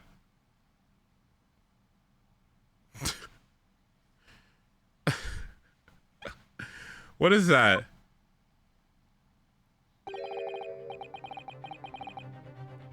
Red stains?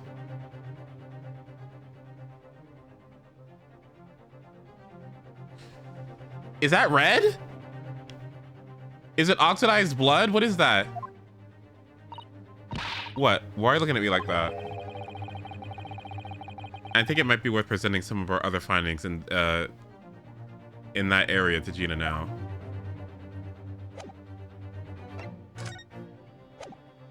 Okay, so I did present these earlier, but I'll present them again. Those stains on the sleeves of your new coat, Gina. They're blood, aren't they? Not that I know whose blood yet. What? Blood, Mr. Naruhado. You don't appear to have any obvious wounds yourself, though. So, it could be blood spattered from Mr. Wittybank when he was shot last night? Let's not beat around the bush here. This trusty friend of mine will get to the results much faster than anything else. Take it easy, Iris. Don't move, Jenny.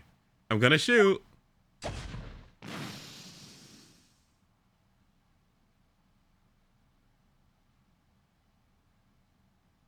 Purple? It's everywhere. That's the... What? Oh. Oh. Oh. Oh. Purple?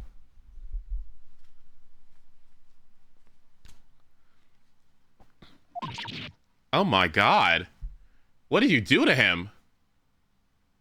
Was that his jacket?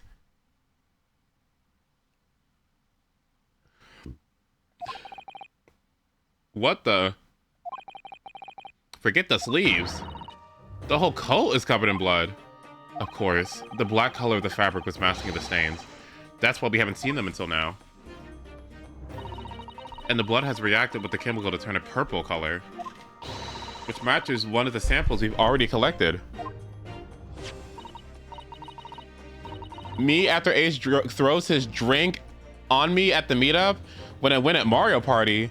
Oh, I wouldn't throw a drink at you. I would ask you to leave. Now, let's see who had purple blood. Aha! It was the brickmaker, Mr. Mason, the victim of the murder case 2 months ago. I knew it. What do you want about? The victim? What do you mean?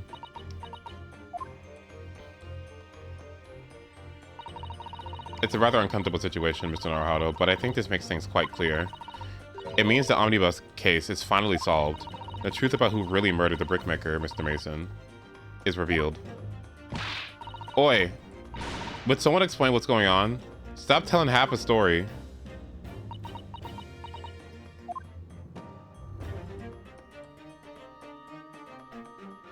Uh-oh.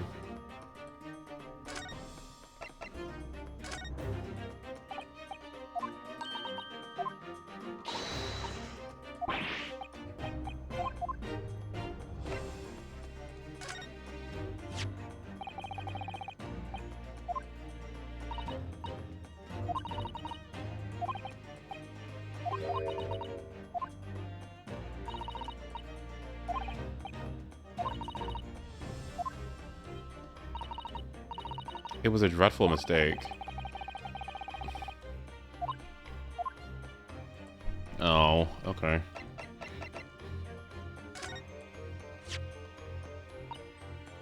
It means a great deal to me, you know, that you cherish this armband so and wear it each time you appear in court. Well, it's very important to me. It shows that I'm a lawyer, and whenever I wear it, I feel as though it gives me strength. Through Kazuma. Or Kazuma, my bad. I absolutely can't be without it, especially when I'm at a critical point in the trial. But the other day, I noticed you were wearing it when we visited that park. Sometimes I forget to take it off.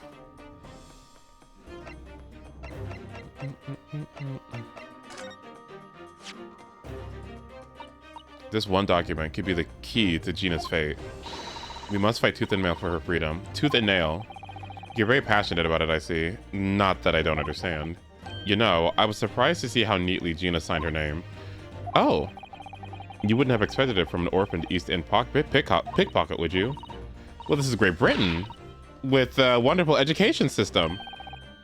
I was watching a video last night, an interview on the news about how a county in Oregon called Lebanon or something decided to remove its fluoride from its water supply or something. They keep like a concentration of 0.7 milligrams of fluoride per, I don't know, however much water or whatever, maybe gallon or something. And then the whole thing started because there was some mom who was like, I am an American educated by the American education system, so I know how to read data or something. And I was like, sweetie, that's not. And so she got a bunch of conservative people from across the city to go to City Hall, and they presented a bunch of articles and stuff that were more like brochures or whatever to the people. And then the city voted on it, and it was 51-48 or something like that. And everyone's really excited about it. And then we had anecdotal testimonies from dentists that were talking about how, you know, it matters. Like somebody who has practice in a county that doesn't have fluoride in its water sees more cavities that are at a worse degree than the county that they were talking about or whatever. And obviously it has some effect. And it was interesting. It was interesting. I was like, well, let's see what happens. But I think it was just funny that he said that specifically, in order to give herself, I guess, more grounds in the interview, she had said that she was an American educated person. And I'm like, I'm not sure what that means. I don't know if that specifically stands to defend your argument much. But anyway, wait a minute. This was written by a feud brush. It was you who wrote it, wasn't it? Oh dear. Gina was insistent, so I couldn't refuse. You wrote her signature for her?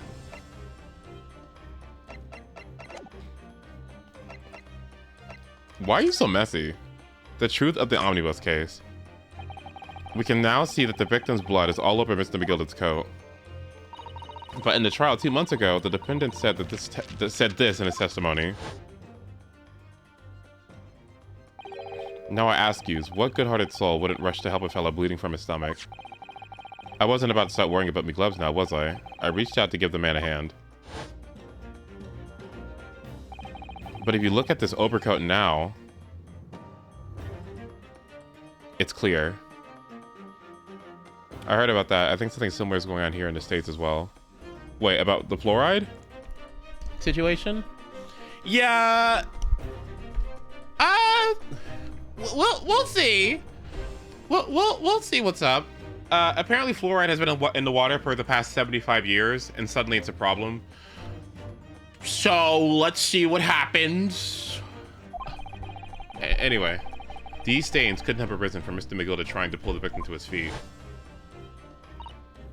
No, if that's what really happened, the blood wouldn't have splashed all over the front of the coat. Yeah, like, I don't know. That's a point. That's a point that people in retort are trying to make, that like, no matter what the chemical is, the concentration is what matters, right?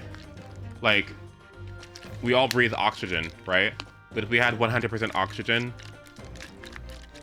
it'd be toxic, right? Like, you know, there are certain amounts of chemicals that we can consume and it's fine, it's safe, right? And expected, right?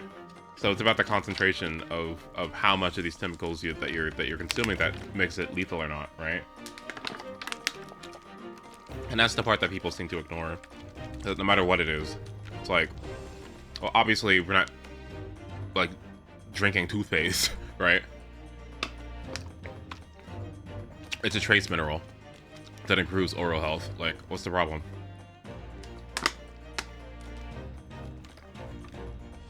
I don't know. First, there's something like Red Dye 3 that clearly has been a problem for X amount of time, which is why it was removed, right? Based on studies. Right? Like, I don't know.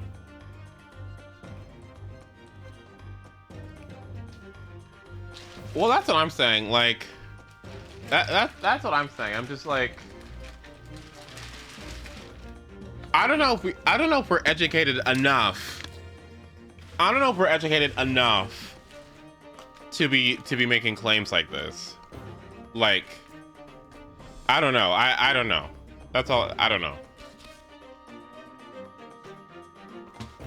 Like, I'm of the opinion that even being educated nowadays is questionable because you're doing your research, but where are you getting your research from? You know, like, where are you getting your data from? Is it something that has been algorithmically favored towards conclusions that support what you're saying? Like, where are we checking? Where are we getting this from? Is it peer reviewed? Like, where are we getting it from? Like, you know what I mean? It's like, who are the people doing the study? Are they paid for by and sponsored by some sort of company that wants them to push a particular narrative, which is why the study was done in the first place, which is why you see, like, I don't know, cosmetic products. Sometimes they do studies to back their product and other times they don't, because they know that it may not be supported by science. So that's why they back some of their products and other ones aren't. Where are we getting this data from? That's what I'm saying. It's just like, I don't know. Like, you know, it's hard to say. Like, I don't know.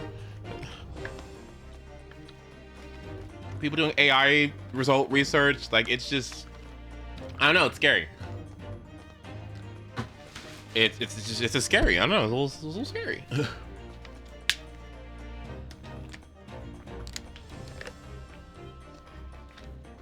Raw milk? Have you guys heard of anti-intellectualism? I think about that sometimes. In fact, I think about it often. I think about it frequently. I think about that. I think about that.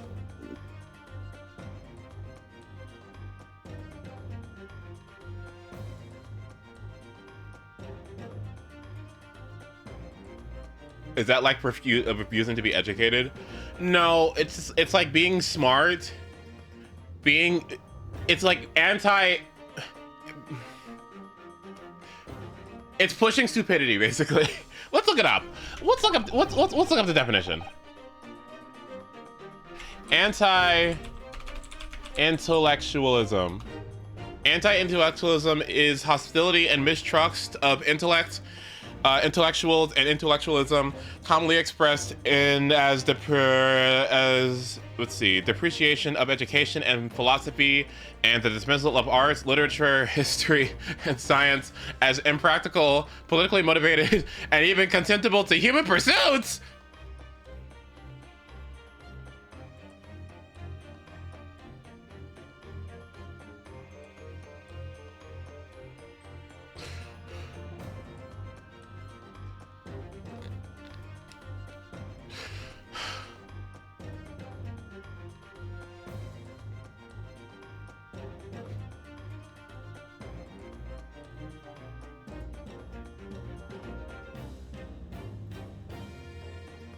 What?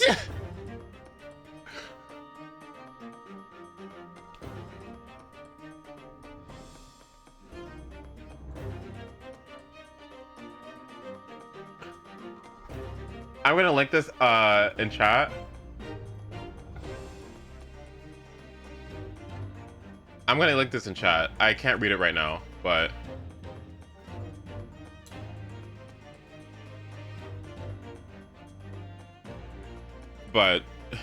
can someone take a glance? Can someone take a glance of what that is and report back to me? Transgender aliens are dropping Chinese balloons all over Mississippi.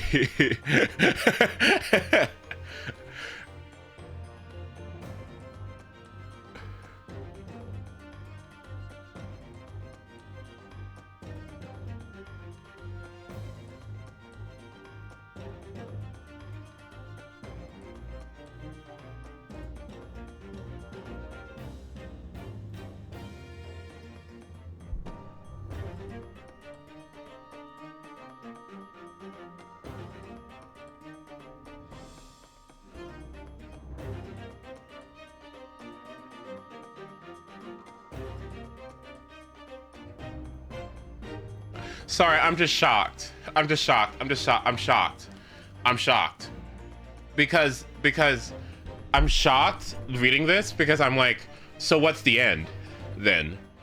If you oppose logic and reasoning, then how could you be possibly drawn out of that? Like there's no argue. How can you argue? There's no argument. There's no argument. You know what I mean? There's no, like, you can't help. There's no reason to, like, there's no fixing it. I'm concerned because you can't, if you can't argue,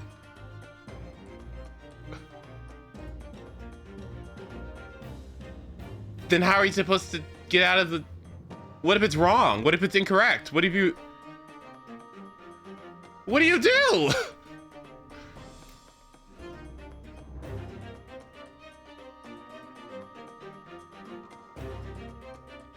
If you choose to be a dumb bitch and someone is presenting arguments towards you, but that goes against your ideology of being a dumb bitch, then how do you get out of dumb bitchism?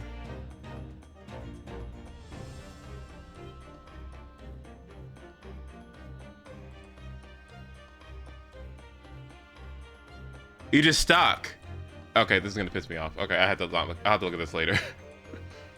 I'll have to look at that later. That's, oh! That seems a little tough to deal with. Okay, well, anyway, so this dude, right? Let's see. If you look at the coat, it's full of blood, right? He said he was trying to help the victim, but if that really happened, then blood would have been splashed all over the front of his coat. That's the only explanation for this pattern of blood, is that it splattered all over Mr. McGilda's coat when he stabbed the victim in the stomach. I've tried to run from the truth for long enough, but there's no escaping it now. The true culprit in that case, Mr. Mason's killer, was Magnus McGilded. Why did Iman giggle? He said, Mr. Naruhito, that horrible case is solved at last. And I helped the man walk free from that trial. I used all that twisted testimony and all that sham evidence to prove his innocence. How could I have let that happen?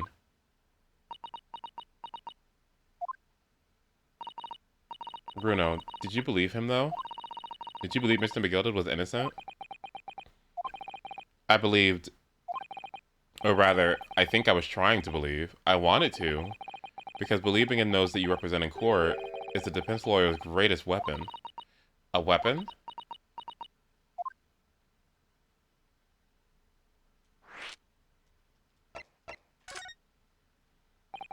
Before we came to Great Britain, a friend of mine taught me a valuable lesson.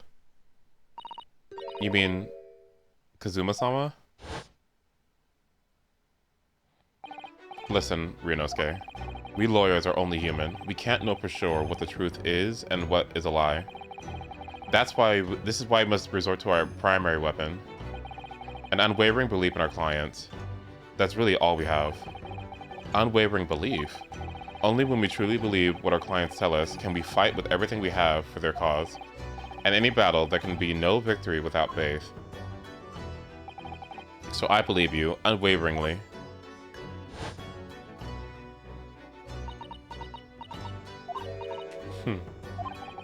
What's funny, Gina? Core. Sounds like the Emperor of Japan you come from. Everyone must be soft.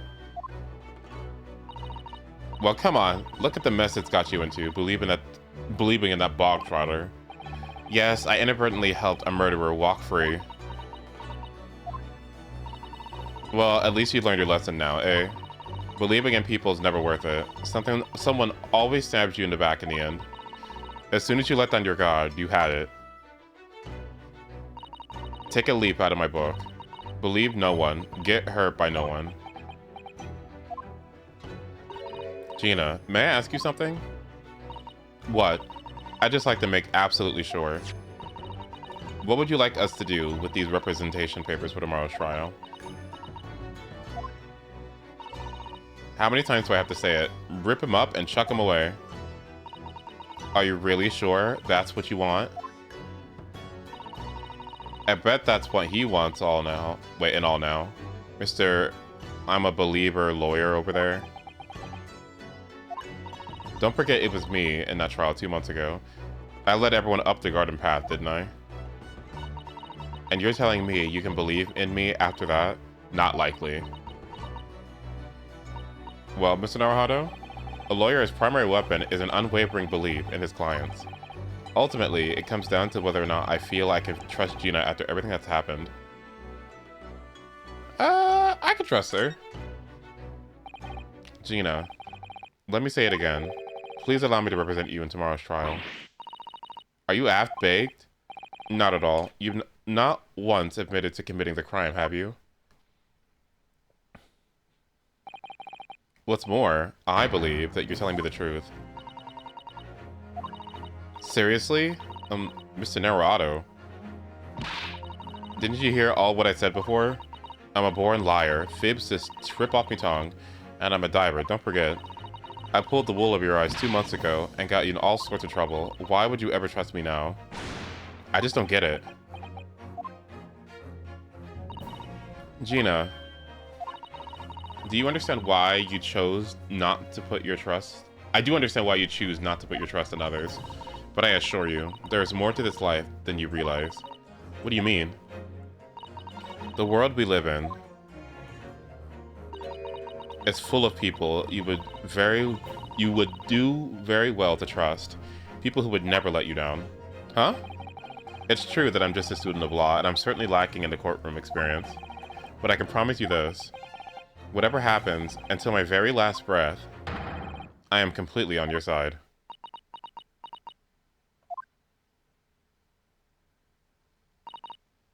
What do you expect me to say to that? Let's get you out of that coat, sweetie. Then it's decided.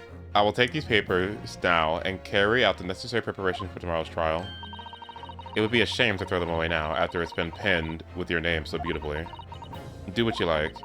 You Eastern Law are... I don't know what you are. I don't get you.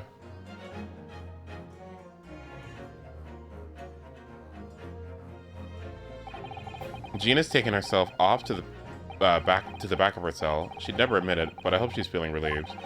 That turned out all right in the end, I think.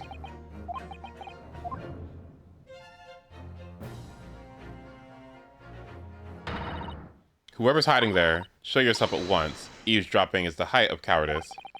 Mr. Sato, somebody is there in the shadows. I can sense it. Somebody who wasn't there before. What? Blimey, you're sharp, eh? I suppose you were using one of those mystic Japanese arts, like the art of stealth I've heard about so much about. If anyone was being stealthy, it was you, Inspector. Grexy? Oh dear me, I'm most terribly sorry, your ladyship. I didn't mean to startle you. How long have you been listening in on our conversation? Good grief, listening in? No, no, no. I just got word that there were some visitors who were refusing to leave, even though it was after hours. I assure you, your ladyship, I only just arrived this very minute, not a moment earlier. That's all there is, nothing untoward, nothing at all. After hours? It's that late already? So then, I'll humbly excuse myself now, your ladyship. Ta-ta, toodaloo, cheerio, all the best, bye, and bye, and bye. That's a lot of farewells, and not one of them appropriate for her ladyship. Oh, but I wanted to have a chat. I'm terribly sorry, but time's pressing at the minute. Oh, I see. That's a shame. If I don't get this emergency at the Supreme Court dealt with sharpish, Lord Strongheart will, well, emergency? Lord Strongheart? Nothing, forget I said anything. Anyway, I'm off. Alright, Grexy, if you have to, but let's chat soon. Delighted, charmed, can't wait, if you please, my pleasure. That's a lot of pleasantries, and not one of them sounded sincere. Grexy's so funny. He always says such silly things. It's certainly entertaining to see an inspector of the police fawning to a 10-year-old girl. But anyway, I wonder what this emergency is at the Supreme Court. I must attend the court's clerk's office now before it closes. Yes, of course. Thank you, Mr. Sato. Kindly escort Iris home now, Mr. Naruhodo. I shall meet you there later.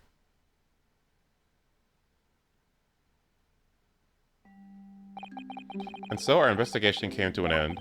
Susato-san went to file the necessary papers for my defense of Gina the following day, and then it hit me. I could no longer suppress the wretched feeling that had been gnawing away at my insides. Tomorrow, Susato-san would be leaving Britain to make her way back to Japan.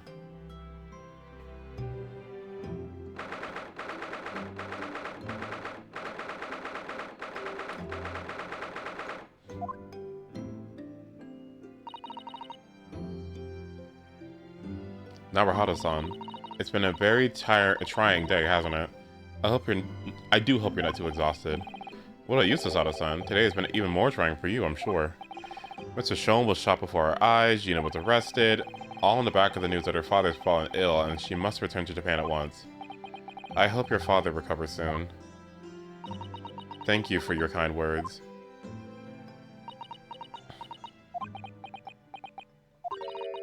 I wonder why it is that so many thoughts rage in my head like a storm, and yet I seem unable to find the words to express any of them. I know exactly what you mean. Anyway, I have one final task to complete as your judicial assistant. Once that is done, I shall make preparations for my departure tomorrow. One final task?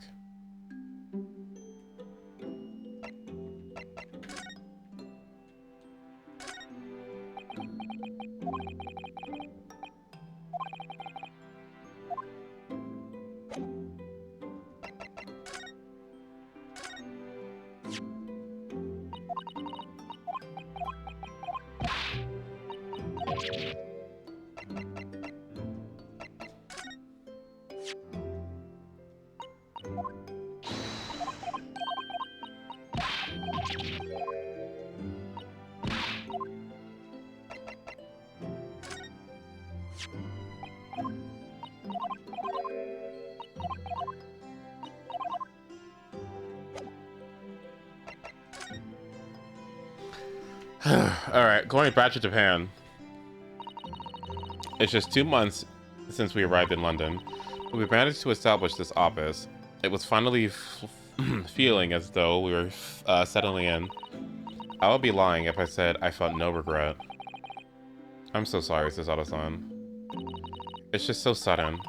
I really don't know what to think. I've had no time to gather my thoughts. I know we've only been here a short time, but in my limited experience in the courtroom, I feel like I've learned something. And what would that be? It seems to me that there are many facets to people's personalities. Facets? And like a jewel, the light plays off of them in complex patterns, illuminating their actions and motives. But we only see a small number of the total facets, and what's illuminated is only a part of the whole story. What lies in the shadows? What do those facets that we can't see look like? Perhaps there are some parts we'll never lay eyes on, for as long as we live. That's so true. Sometimes I feel as though I'm blind to so much, but I keep hoping that one day it'll all become clear, that the facets will be illuminated and I finally understand how everything fits together. Naruhodo-san, I suppose what matters is that we keep our eyes open and keep moving forward, even if the way sometimes seems dark. It's amazing to think that it's just been 2 months. You've grown so much. Sorry? I've what? Oh no, it was nothing. Unimportant.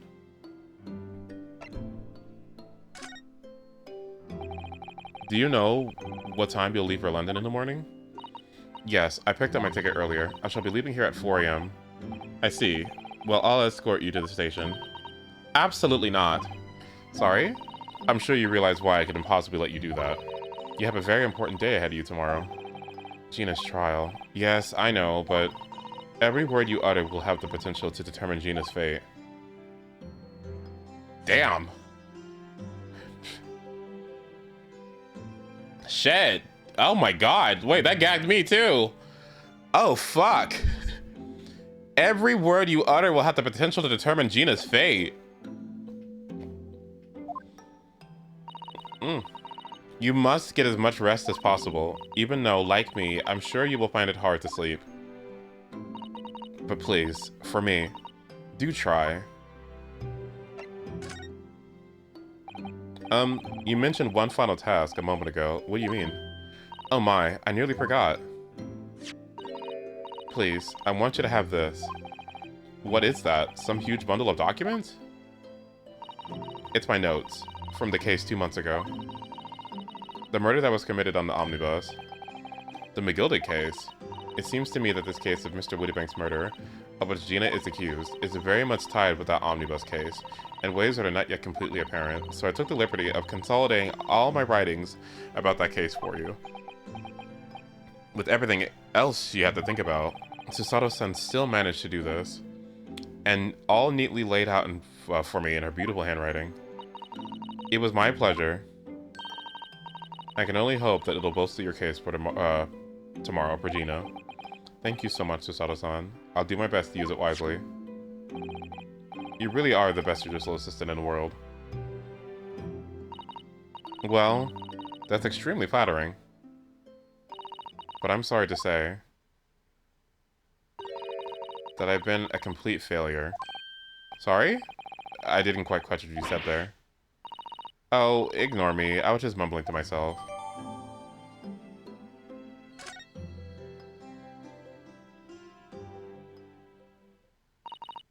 Well, it's getting rather late.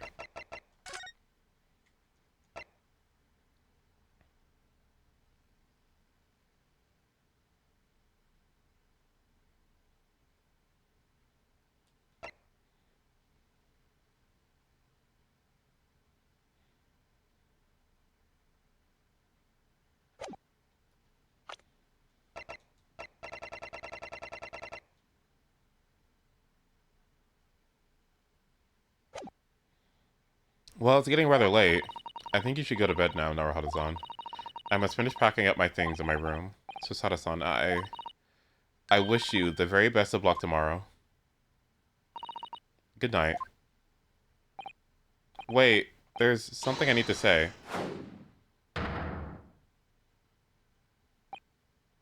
What was that? A secret need of mine.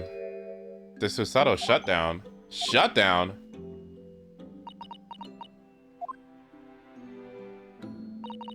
Please, I implore you. If we have to voice our goodbyes, I won't be able to hold back my tears.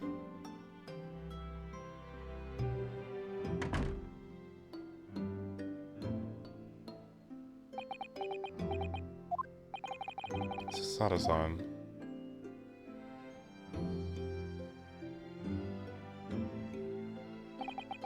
It truly had been a trying day.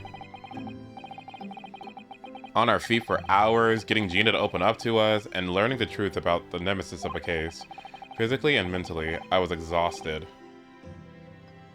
And yet, the idea of sleep seemed impossible, but I forced myself to close my eyes, and as a cacophony of scenes of our lives here in London played through my mind, eventually my fatigue triumphed, and I fell into a deep sleep. Welcome, Postboy. Good to see you. Let me guess. Am I gonna get woken up in the middle of the night again?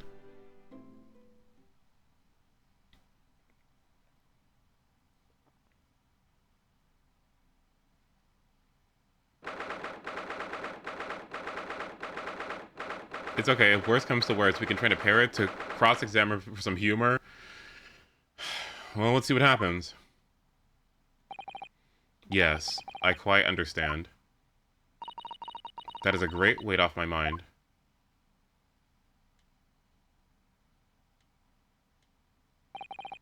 Rest assured, I shall put everything in place, exactly as we have discussed.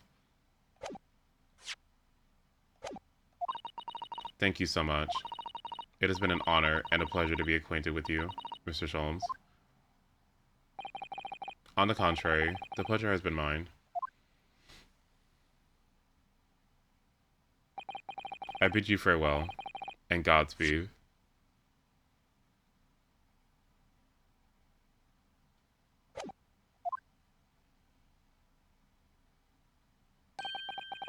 My dear madam.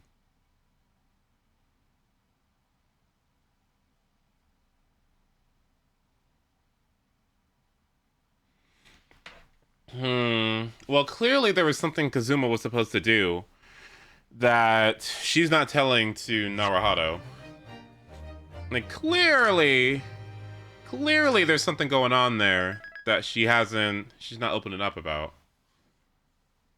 The trial? Well, do I start? Well...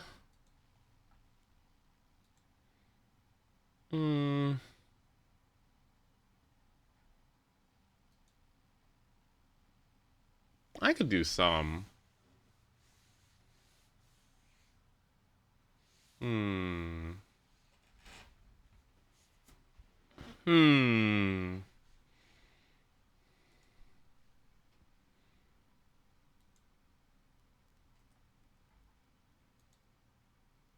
Okay, let's do some.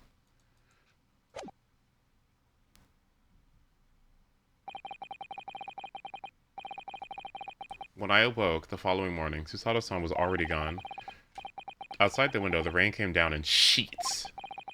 And so began an even longer day than the last. One that I would remember for the rest of my days.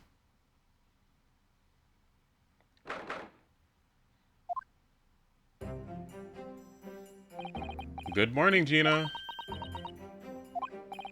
I'm determined to prove your innocence today. I'm sure we can do it. So where's your friend, then? Sorry? You know, in the fancy dress.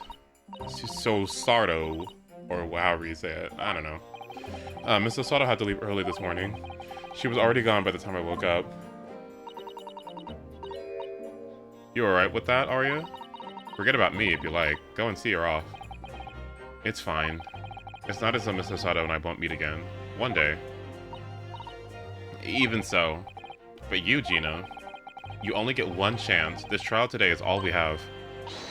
Good morning, you two. Is it Iris? I know that's right. How are you feeling, Jenny? Did you manage to sleep? Iris, what are you doing here? What do you mean? When a friend is in need, we show our support. Isn't that right, Waggy? Waggy? A great way to show your support, Kitty. Let him have a nose around. What arm can it do? Oh, that reminds me. I brought a paper on the way here. Now, would you like the good news or the bad news? What do you say, Bruno? Jenny? Let me guess who's defending the case. I read the article and the results are a bit interesting, but kinda milquetoast since the research was conducted in Canada.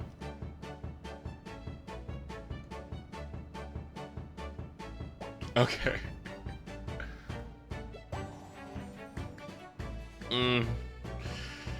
Thank you for taking a look. Thank you for taking a look. What do you say, Bruno, Jenny? Of course. Well, I'd rather get the bad news out of the way. Nah, I always take the good news first. You might not live to hear the bad. Okay. Yes, that question always gives away people's personalities. Let's not go there. Alright then, I'll give you the bad news first. A record amount of rain has fallen this morning, and carriages all over the capital are struggling to move. Huh? The bad news was a weather report. So I hope that Susie made her train to Dover, and that the train wasn't delayed on the way to the port. Uh-oh. Alright then, so what's the good news? Well, the rain is forecasted to subside this afternoon, so even if the train is delayed, it should be able to make up for the time later. Well, that's good news, isn't it? I couldn't give a monkey's... really. If only all good news canceled out the bad. And look, this trial has made headlines too. Pawnbroker perishes and pick purse plunder. See? Ugh, how do you like that? Well, let them say what you want, or what they want. See if I care. I can't because you're covering your face. Like they said that they didn't have enough evidence to link anti-intellectualism to conservatism, but I think that's only because Canada isn't as polarizing as the US. That would make sense. And something, I don't know. Something's gonna happen in Canada soon. I don't know. A shift. I don't know. Something might be shifting in Canada. We'll have to see. We'll have to see what's up. Don't worry, Ruta will soon show everyone that this headline is nonsense. I will! And then in tomorrow's papers, the headlines will be Discharged Diver is Dauntless Do-Gooder. Isn't that right, Ruto? Oh, yes. Let's hope so. Of course they will. I have absolute faith in you. How was that? I was trying to sound like Susie. Did it work? Did it? It's like she was still here.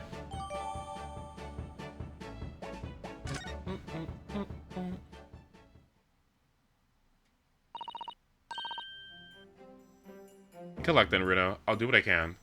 Yeah, let's just hope it becomes a little bit more affordable, okay? Because I'm worried about those people that live there. This shit seems expensive.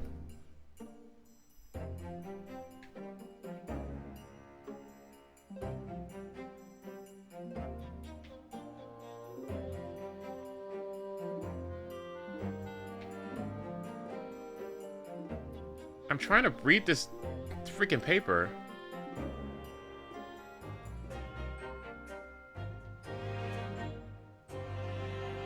Classified secrets may have been leaked overseas from Ministry of Justice.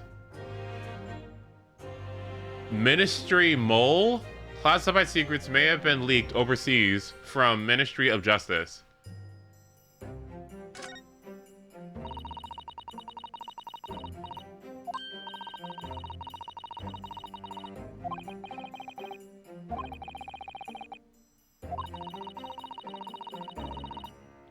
It's about secret communications between Great Britain and its allies. Apparently they're being intercepted by hostile nations.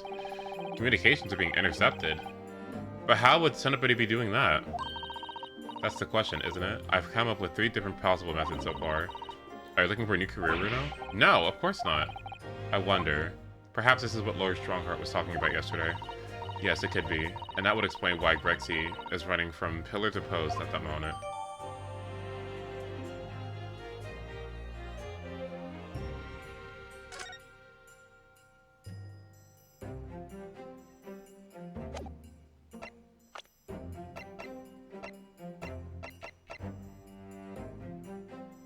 Uh-oh.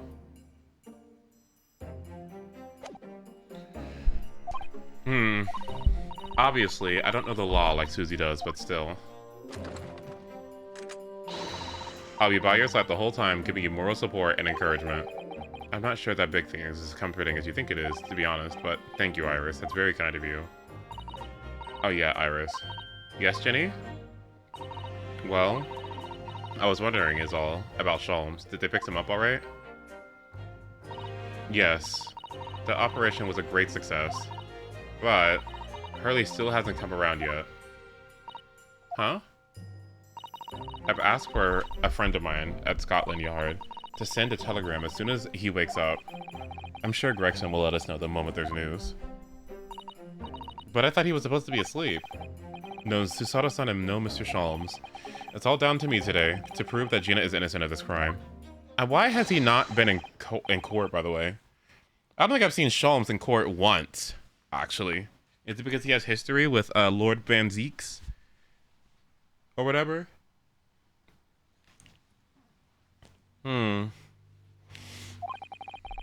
Please should make your way into the courtroom.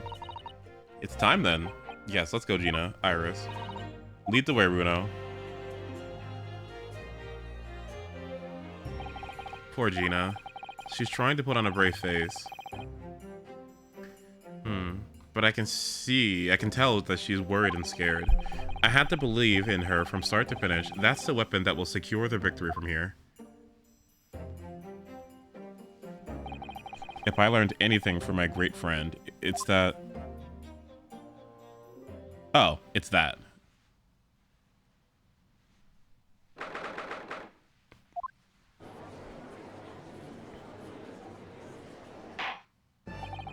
In the name of Her Majesty the Queen, I hereby declare this courtroom to be in session. This trial shall determine the guilt or innocence of Miss Gina Lestrade. I now call upon the counselor for the prosecution and defense to declare their willingness to proceed. He's back? What are you doing here? Okay. The prosecution is ready. The defense is ready. Lord Panzeeks. My lord. Remind me, how many years ago was it that you withdrew from the public prosecution service? It was some 5 years ago, my lord. Yes, and then 2 months ago you resurfaced somewhat unexpectedly, and you are again here today. Is there some circumstances in which the court should be aware that led you to this erratic behavior? And what one might describe as your former life 5 years past. You dealt exclusively in matters concerned with the highest echelons of society and government. Yet today, you choose to try a simple case of burglary and murder. I confess that I find it more than a little befuddling, counsel. There are two types of person I can't abide. Firstly, those wealthy scoundrels who hide behind a mask of philanthropy and cheat the public at large. He means Mr. McGilda, who you defended against the Reaper 2 months ago. Yes, I just about managed to work that out. Thank you. Magus McGilded. If I'd known what a monster he was, I would have never have defended him. And secondly, even more loathsome, are those wily scoundrels who masqueraded as allies only to effect total betrayal in the final hour. In other words, the competent tricksters from those tiny islands in the Far East. The Nepalese? Me? What did I do? What? He means you now. Me? I actually managed to work that out too. Thank you, Iris. Total betrayal? What are you talking about? That torrid look of hatred in Van Zeek's eyes. Was that directed solely at me, or was he talking about all Japanese people? An alarmingly scathing explanation, Lord Van Zeeks. Still, the Judiciary welcomes the return of the so-called Reaper of the Bailey, feared by all of London's malefactors. Your lordship is too kind. Now, jurors, the 6 of you have been selected at random to represent the will of the people in this trial. Are you ready to hear the evidence placed before you? What the fuck is he doing here? Oh, these are some jurors. Now, I don't know who the third guy is. Wait, isn't that the jewel? That's the dude from My Hero Academia. That's the dude with the belly laser. And then old guy doctor, the cunty typewriter girl, the person from the article in the magazine we saw on the ship, dude whose wife is now probably in jail, and girl who we saw in the picture.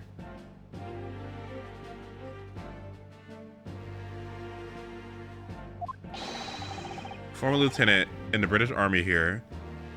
Don't you know? Chaps like me were born ready. Clean crookery, clean cutlery, and a clean coincidence. Clean conscience, my bad. His lordship's motto is very appropriate here, I think. Everything will be stereoscopic in the future. Absolutely, absolutely everything. And I'm ready for it. I don't understand it. I can't have left it here. It's not possible. But could I have? Woman indispensable in society. Stop. Female-centric future awaits. Stop.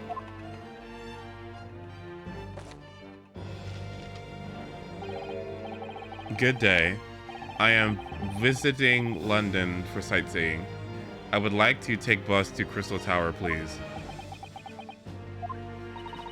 Is something wrong, Runo? Oh, not exactly. It's just... I'm fairly sure I recognize these jurors. Almost all of them, in fact. Really? Funny coincidences like that do happen from time to time, don't they? But it's quite strange. The jurors are chosen at random from London's 6 million inhabitants, you know? So I've been led to believe. But something tells me I'm being duped. Very well. Now, Lord Van Deeks. The court calls upon the prosecution to introduce the facts to the case. As you wish, my lord. Allow me to begin with a word of warning to the ladies and gentlemen of the jury. In short, there has never been a more self-evident case of cold-blooded murder. There's never not this gets so tiring towards the end of the game. At first, yes, but like the victim, Mr. Pop Whittabank, proprietor of a pawn shop on Baker Street, was shot from behind and died instantly. The prosecution presents his photograph print to the crime scene. As the court will observe, there is a single bullet wound just below the gentleman's left shoulder. The evidence suggests that the bullet pierced the man's heart, resulting in near instant death.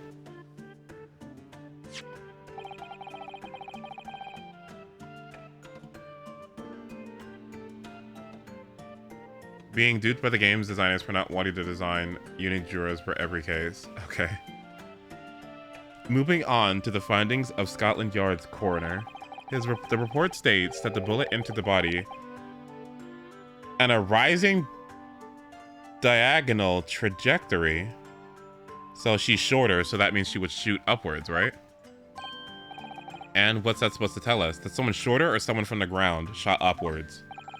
It means the victim was likely shot by someone significantly shorter in height than himself. Someone like the accused, you might say. The prosecution wishes to present the autopsy report and crime scene photograph as evidence, my lord. Indeed, the court accepts. Hand them to the bailiff, please.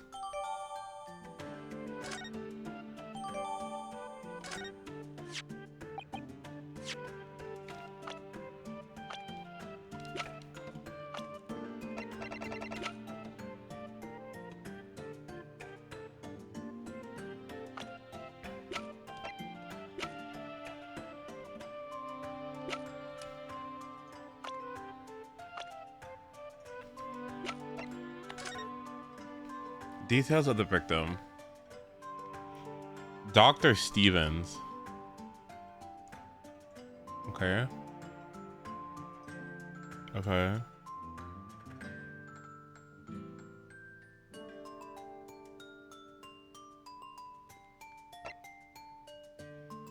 Take a bullet wound to the upper half of the victim's back. No visible signs of trauma. Instant death from post whatever that is bullet wound into to the heart. The bullet entered to the back on a gently rising to diagonal trajectory. Okay.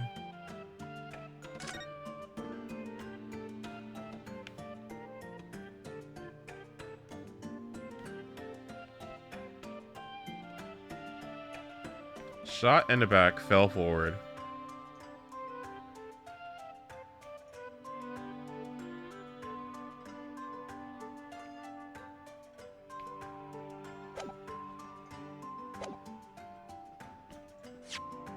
Poor guy.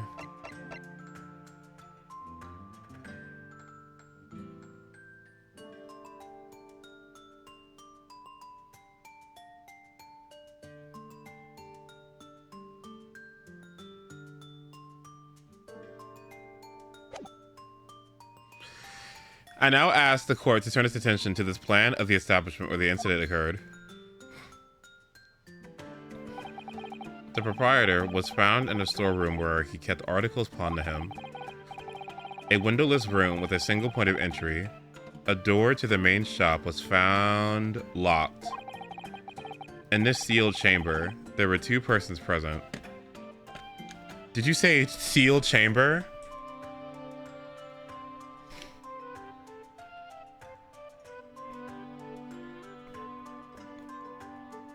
Actually, I'm not going to play right now. Whatever.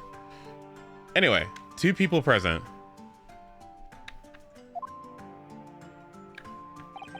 The victim, Mr. Woodabank, and the accused.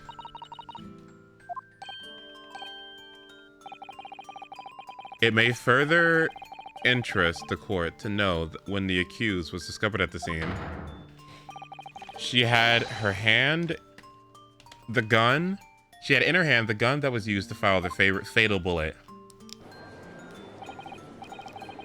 Well, that's it then, isn't it? Nothing more to say. Isn't that grubby little girl a pickpocket anyway? She's one of those filthy drabs that leads in the East End. It was only a matter of time before she got the blood in her hands then. What the jury is waiting for? The girl's guilty. We can't jump to conclusions here. We mustn't assume her guilt because of what she has to do to survive.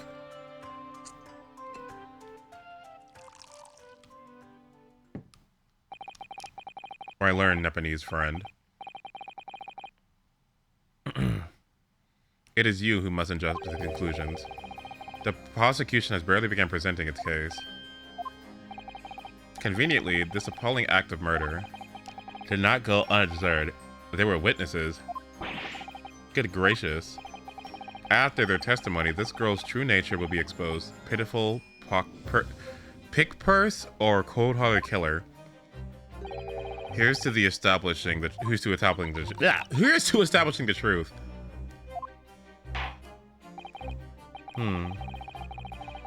The court will take the floor plan and the firearm into evidence. Hand it to the bailiff, please. Yeah, there has to be a reason why they wouldn't let me inspect it later on, so I have to inspect it right now.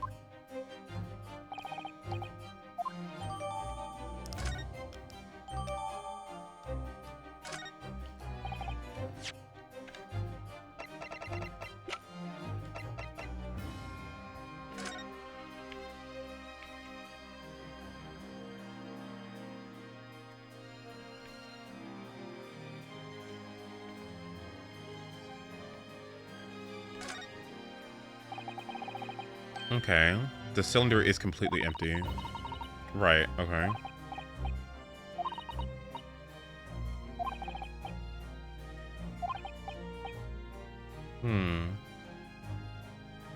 Why was he in a shop? That's a good point, too.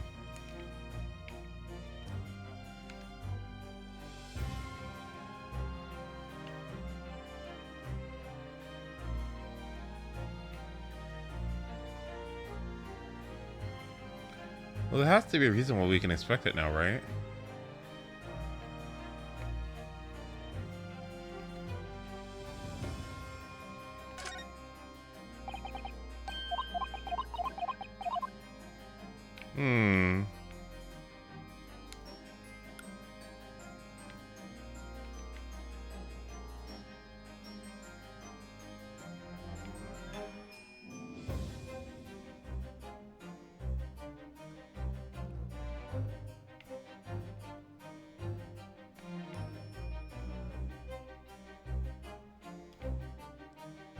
I'm not really getting anything here.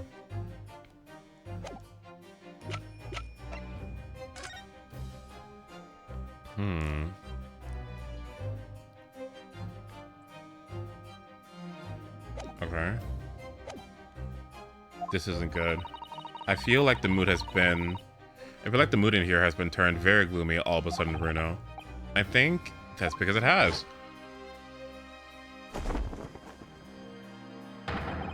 Let us begin. Bring forth the witnesses to the foul murder of Mr. Pop Woodabank on 16th of April this year. Who the fuck are these? Witnesses, state your names and occupations for the court. Name's Nash Scullin. Skulkin? Nash Skulkin? Occupation is baddie. Professional baddie. Huh? No, not in that outfit. Name's Ringo Skulkin. The occupation is the same as him. Tobias Gregson, Scotland Yard Inspector. That's right. We're what they call the three Skulkin brothers. What is he doing here?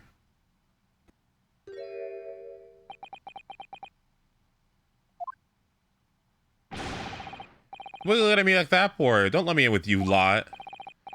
Core blimey, that's cold. Don't you know what we're going through? It's our older bruv. Lost contact with them, we have. So we're scouring every shady corner in the capital. And last night we came across you. The very spit of the bloke. Ain't that right, Ringo? He is, Mash. The very spit of him? So we'd have decided there and then that what we was gonna do. We was gonna call ya Big Bruv Skulky. Come on, leave it out, you two. Skulky Skulkin. What? Well then, Inspector Skulky Gregson. Begging your pardon, my lord, but the name is Tobias. What I would like to know, Inspector, is what you are doing in the witnesses stand. The Skulkin brothers are currently under arrest, my lord, on suspicion of theft. Thieves, are they, these three? No, my lord. Begging your pardon, but please don't lump me in with these lot. 2 nights ago, these two brothers illegally entered an establishment with the intent to burgle. And in the course of their nefarious activities, they came embroiled in a far more sinister crime. By Joby, you mean to say, what an extraordinary coincidence. Indeed, my lord. While attempting to burglarize the pawnbrokery, they witnessed the proprietor's murder. How did they witness it in an enclosed room? Order, order. The various trespasses of these brothers is not the subject of today's proceedings, though they will naturally face the trial in the very near future. With your lordship's permission, I'd like to remain in the stand to keep these gents on the straight and narrow. Of course, Inspector. Skeptical as I am about the caliber of these witnesses, I will permit them to take the stand. Mr. and Mr. Skulkin, you will now testify before the court. Describe the events of last night in question and what exactly you saw. Happy to. Because the Skulkin never sulkin? Because the Skulkins never skulkin.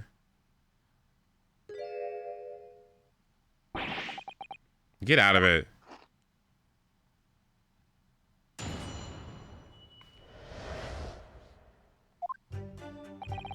We was walking down Baker Street in the small hours, and the Gav's door was ajar, you see. It was like some kind of sign begging for us to go in. It was. But once we got inside, core blimey lummy, we heard a gunshot from the back room. We must have seen. We went to see what was what, but the door was locked from the inside. We never done nothing, Governor.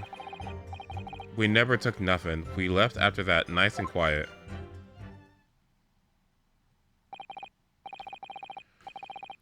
A terrible coincidence.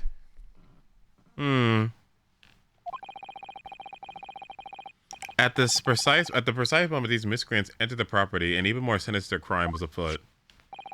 The witness's testimony is consistent with the crime scene in every detail. The door providing access to the storeroom from the main shop was indeed locked from the inside.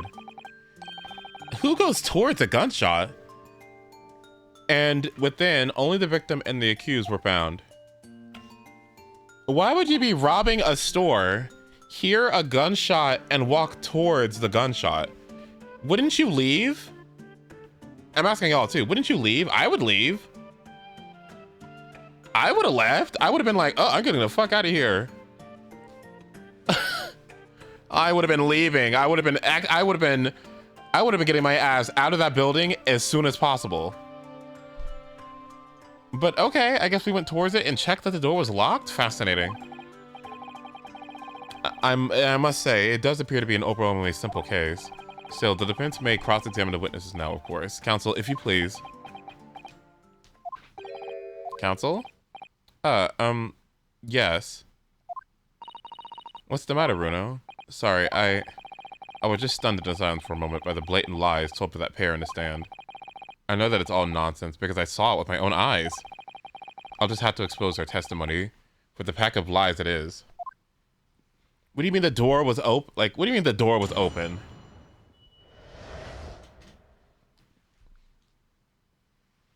What? Why would you lie? Wait, what?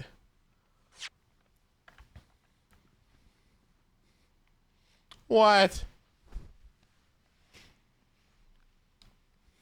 You were walking down Baker Street. The door was open. Okay. We got inside. We heard a gunshot from the back room. Was it in the back room? Then where did the gunshot in the... Where did the gunshot... Where did the gunshot in the... What? I thought there was a gunshot on the calendar, which is why there was blood there. That's not true. And then Sholmes got shot. What?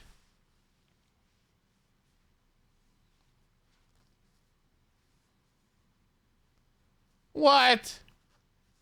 This is dumb. We was walking down Baker Street in the small hours and the door was ajar.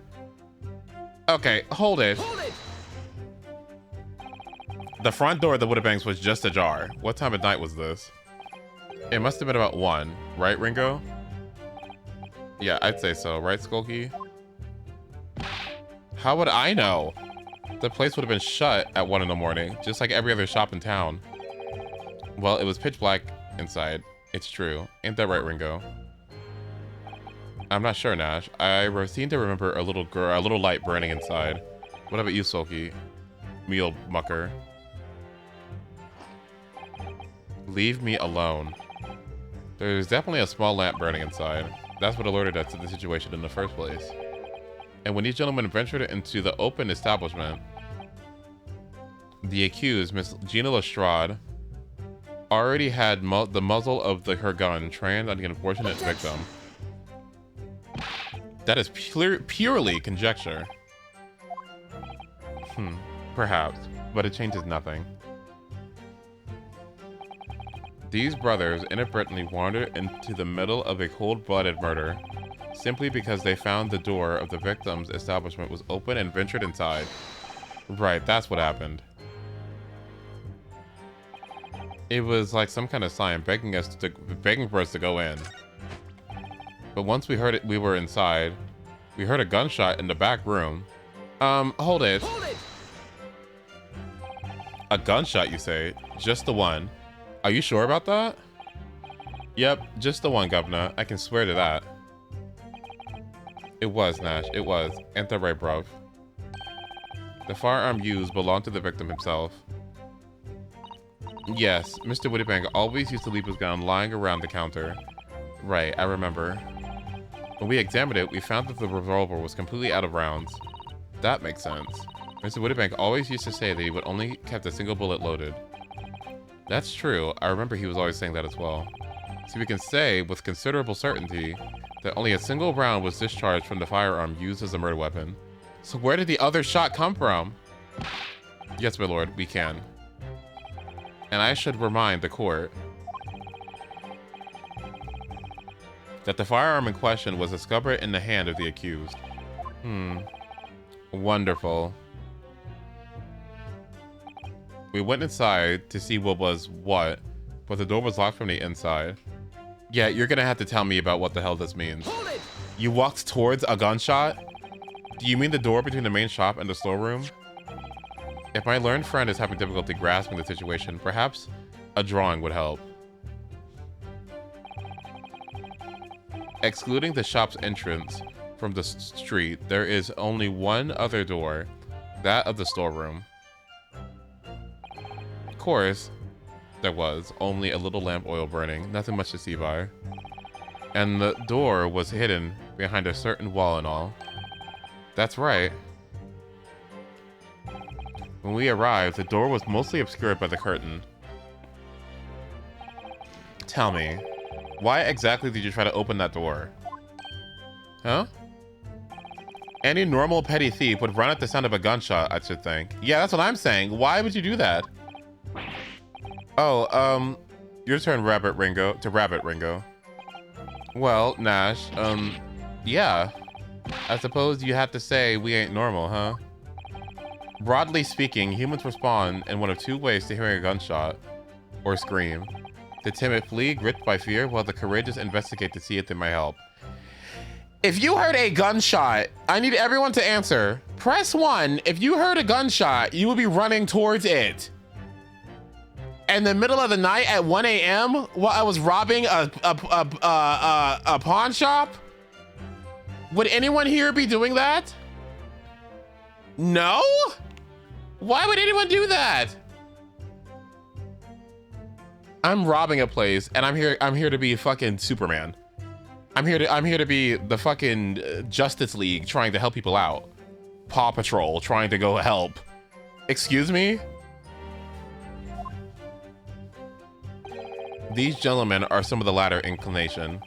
My learned Nepalese friend, it would seem, is one of the former. All right, we're killing Benzies. Sorry. Sorry.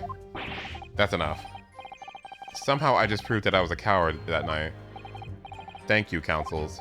So I believe we all understand that the door was locked and couldn't be opened. Proceed, witnesses. We never took nothing. We left after that nice and quiet. No, you didn't. You ran away. Hold it! You didn't do or take anything. Is that your story? Well, it was Bedlam soon as, weren't it? It was, Nash. It was. Didn't even have time to pull me dukes out me Lucy lockets. So with no time to take your hands out of your pockets, you left nice and quietly, you say. That's right, Governor. Nothing we ate more than violence. Peace, love, and nibblers. We are not bludgers. We are, Nash. We are. We never even pulled me dukes out me Lucy lockets. So you clearly like us to believe. Come again? As you fled from the pawnbrokers that night, did you not run into anyone else? And did you not fire a gun at that person? Saints alive, they fired a gun, you say? Blimey, Governor. You ain't telling us it was you in the doorway. It was. Why the bleed, Nora? Didn't you mention that before? You were armed with a gun. And as you fled the scene, you fired that gun at London's greatest detective, Mr. Sherlock Sholmes. They shot the great Mr. Sholmes. I did hear that, actually. There was a rumor that he'd been rushed to the hospital. The great Sholmes, that's beyond the pale. On the night in question, this pair was arrested by the police within minutes of the discovery of the crime scene. Their suspicious countenance rapidly gave them away. And when searched, a firearm was indeed found in their possession. Furthermore, the barrel shows signs of a shot being fired from it. The prosecution invites his lordship to examine a firearm recovered from these brothers. Yes, indeed. Remnants of powder around the muzzle, as you say, counsel. The court will hold this weapon as evidence. Yeah, let's talk about this gun.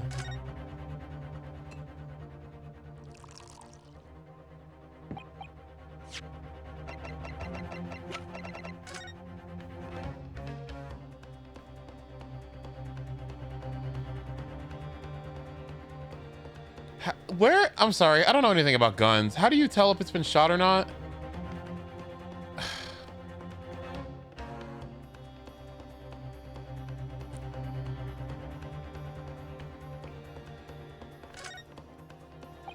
So there was there's ammunition still loaded in 5 of these revolvers, 6 cylinders.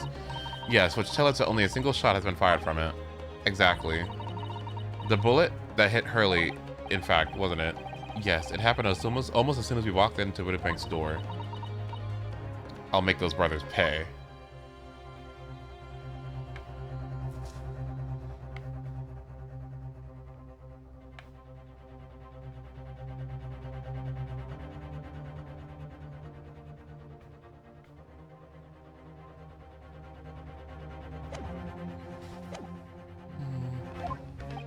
Yes?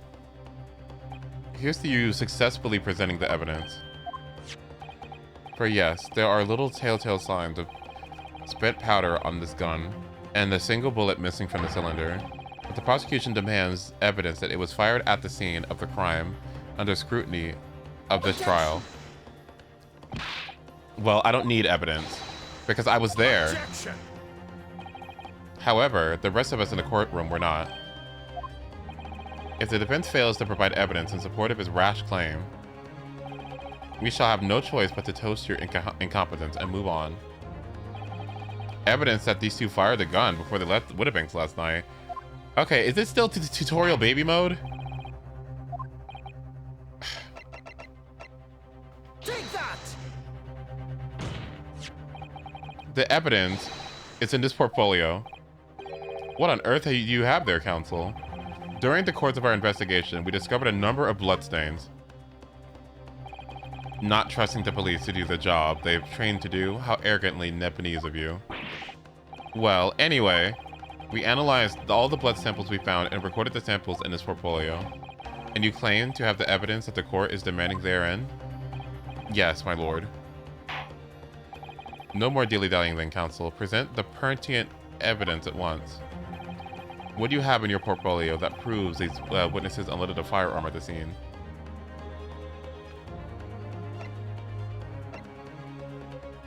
Take that. What is that? Explain. It's a photographic print taken at Winnipeg's pawnbrokery on the day of the incident. From the scene of the crime, is it?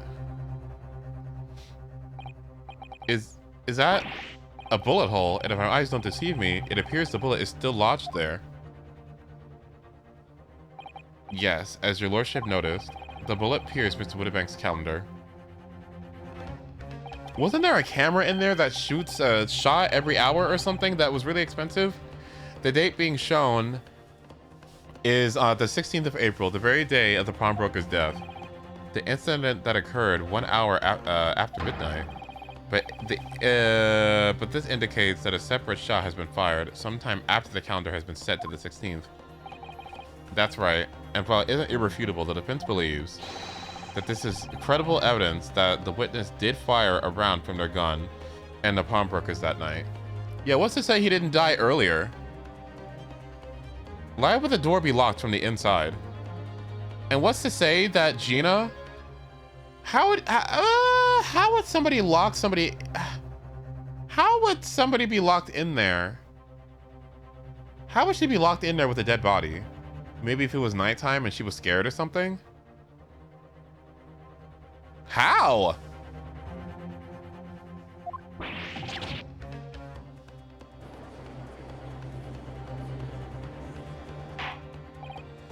Order. How does the prosecution stand, Lord Van Zeeks?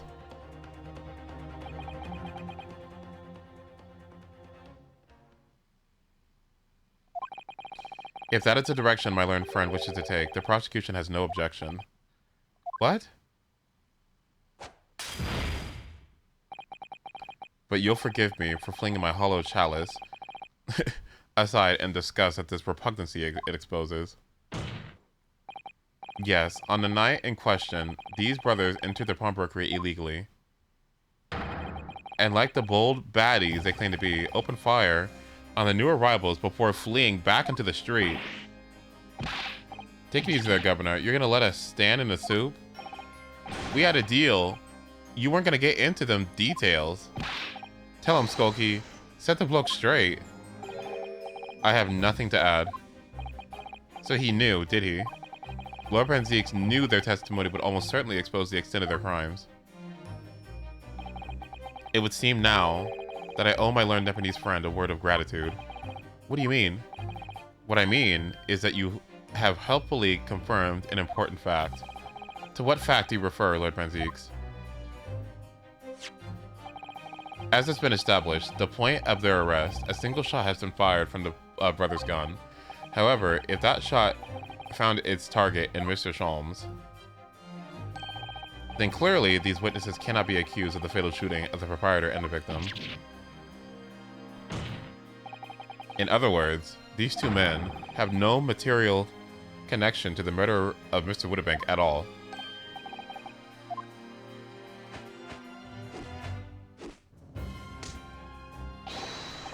That's it. We have nothing to do with it. We didn't, Nash. We didn't. That's what I recommend. Your crimes include unlawful entry, intent to steal, perjury, and let us not forget, an attempted murder. Quite a catalog, eh, fellas? We're in for it now, bro. Now then, let us take a moment to consider the aforementioned great detective, Mr. Herlock Sholmes. It would seem that the man patronized the law pawnbrokers in question somewhat regularly. Where is he going with this? Mr. Sholmes appears to take pleasure in tinkering with eccentric machinery. Eccentric? Says who? Not me. Don't give me that look. He installed a pair of machines like this one in the victim's shop. Oh, that's one of Hurley's red-handed recorders. What is that, Counsel? It appears it has the appearance of a photographic contraption. As your lordship has surmised, it is indeed a camera attached to a small timing device. Every half hour, it automatically photographs the interior of the establishment, the idea being that if a thief were to break in the shop, he would have caught it red-handed. The prosecution has obtained the photographs taken by the device on the night in question.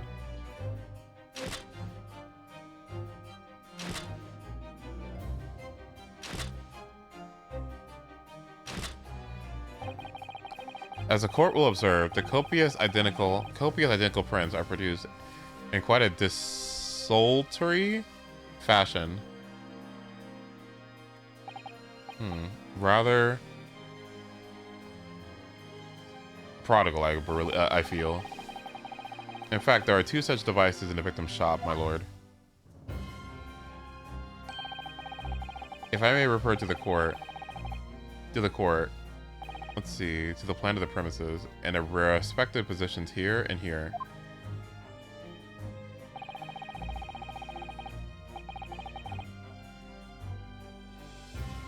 Ugh. You say these cameras produce a print every half hour. I'm afraid I fail to see how that would help if the anticipated thief conducted his activities in one of the many 30-minute intervals. One can only pray that the would-be criminal lingers, my lord. On a night in question, the witnesses currently in the stand were not caught on camera. That's a bit... Oh, Friar Tuck. Eh, bro? Lady Lux loves a sulkin. Witnesses. At what time did your trespassing begin? Huh? Must have been after 1, right, bro? Must have been, Nash. It must have been, yeah. Just gone 1. In which case, minutes before those brothers entered the establishment. What scene might we expect to see within the shop? Let us examine the evidence. Good lord. It's the defendant. What the fuck is Gina doing? Oh my god! Gina! Oh no! Gina! Oh no, Gina, what the fuck am I supposed to do with this?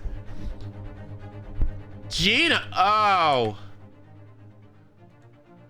Oh no, Gina!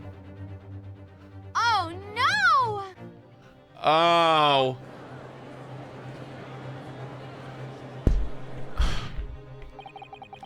As the court can clearly see,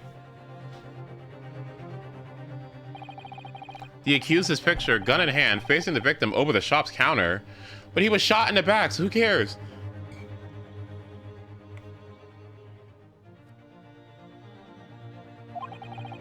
No doubt, coercing the proprietor to open the door to his storeroom. Excuse me? One can too easily imagine the events that unfolded. The court will take this photograph or print as evidence, if you please, counsel. What is going on? Gina? What the fuck is this supposed to be? Gina?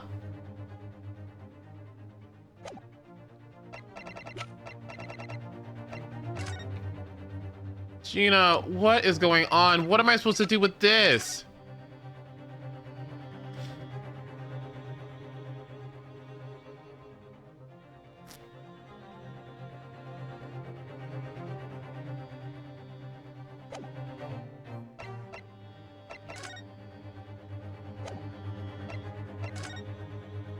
What is going on, Gina? What the fuck is going on? What is this supposed to be?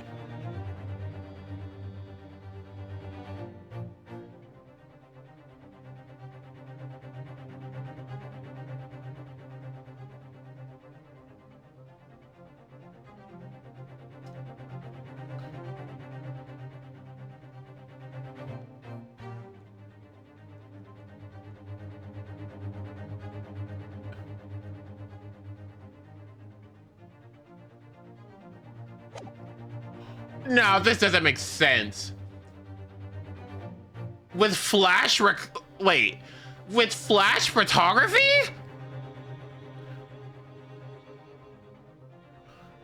Excuse me? This is so stupid. Why would you get flash photography for, wait, stop. This is so stupid. Nobody's acting consistent. You walked in here into an establishment with a gun in hand. Obviously, it's 1 a.m. There's no light in here. Clearly, there was flash photography taken because how else would you get a camera shot like this? What is going on?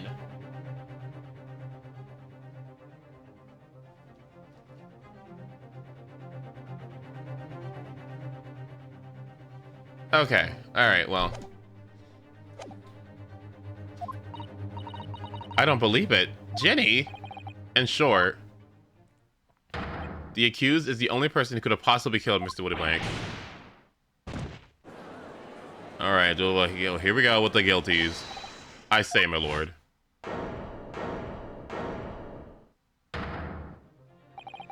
I wonder if I might put in a word at this point. Go ahead, Mr. Foreman. Took a Bailey bullet to the knee in the Battle of Miwad in 1880, you know. Decorated for it and all that, but forced to retire from service, sadly. Of course, a medal can never outshine the exploits of chaps like us in the battlefield. Yes, and what's the point? Carried on in the battlefield after retirement, you see. The battle of daily life, if you like. And here I am now, leading the small squadron. 6 men, all good and true. And we'll go down together. You mark my words. One for all and all for one. Oh boy. Ladies and gentlemen of the jury have reached an agreement, have they? Is that we're to understand? Well, Mr. Foreman, is that correct? In a matter of speaking, yes. That is the Garadeb squadron's position, sir. It's too soon to make a judgment here. Status report of the court, men, on the double. His lordship insists on promptitude at all times. What? And that goes for making decisions, too. I think you'll find the truth as clear as day. I could reach out and touch it. I wouldn't have left it there. I just wouldn't. But in all honesty, I can't actually remember. Situation clear. Stop. No room for doubt. Stop. Truly undeniable. Stop. I'm wary. Sorry, brothers. They are unlucky. What? Very well. I now call upon each member of the jury to state his or her leaning in this matter. Announce your considered verdicts to the court. Guilty. Guilty. Guilty. Guilty. Guilty.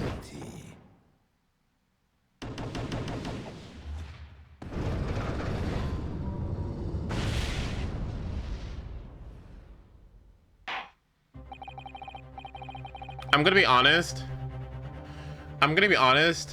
This takes the game down some points for me, honestly.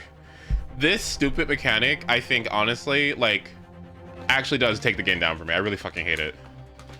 I don't like this at all. It's frustrating, it's annoying, it's contrived, like it's a waste of time. It does illuminate new evidence, which I like, but it's always so hasty. It's so hasty. It happens all the time, and it's so stupid. Like, ugh. It's exhausting having to deal with this all the time. Most people really love the summation examinations. Well, that's not going to change my opinion. I find this so tiring. That photograph. It must be the definitive evidence that Gregson mentioned. But Jenny didn't shoot him. No, of course not. My lord, the defense wishes to assert its right for a summation examination. Very well, the court grants permission. So, you refuse to admit defeat again. How unsurprising. We shall proceed immediately with the summation examination.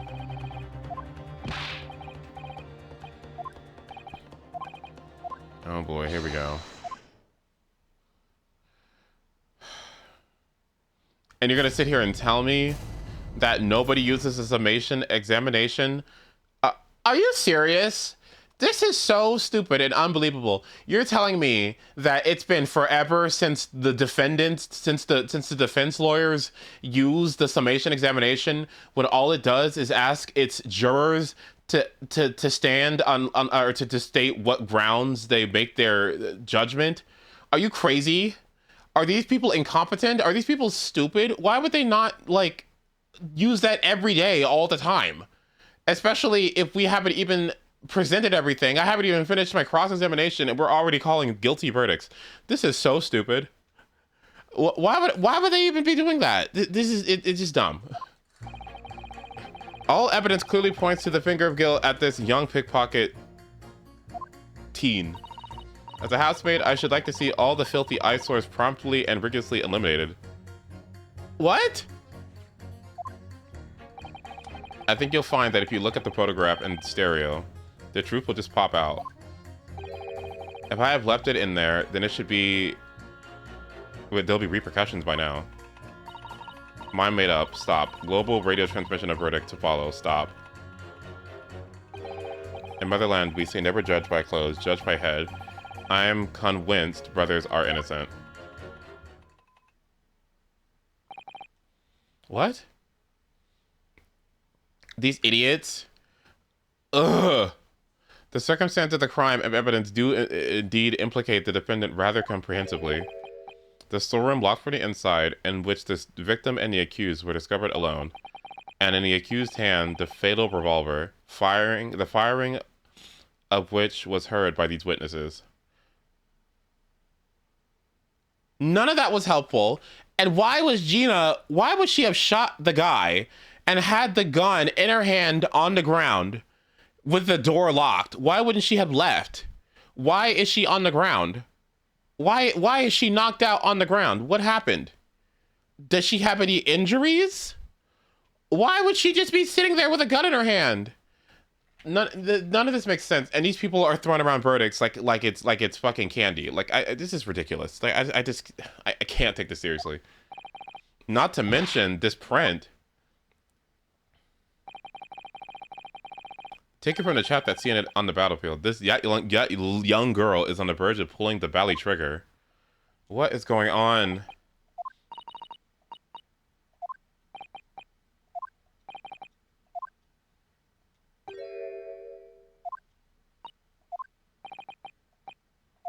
And, like, please.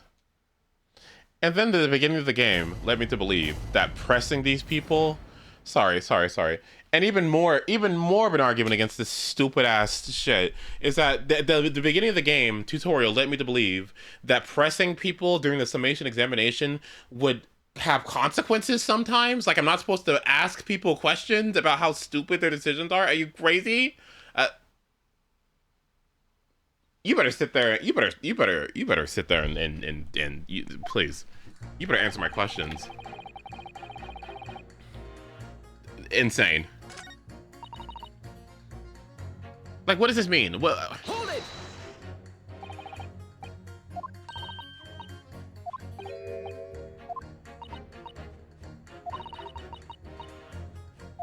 Scum of the earth.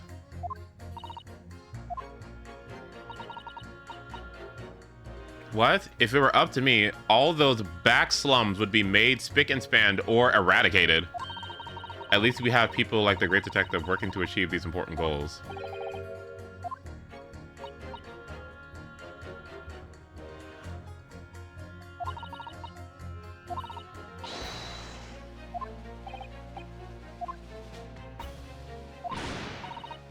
Gutterscon having the audacity to shoot our very greatest detective.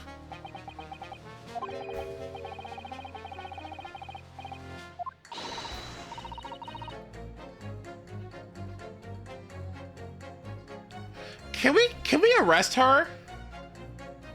Can we let's take her to the gallows. I'm about sick of this, all right? What? What? All right, this isn't gonna work. All right, this is not. What is going on? What do you? What? What? I would like to remind you that the person that you're accusing of is not the defendant. It's two other people. A minor detail. They're all gutter scun from as far as I'm concerned.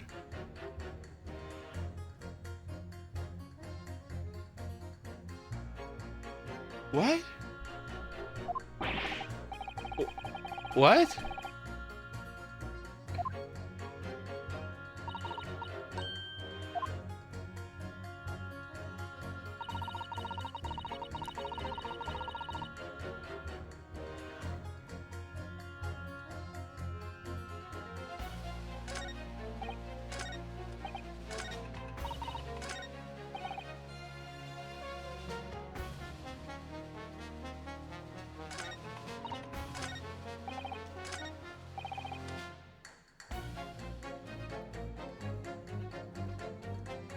Hold it!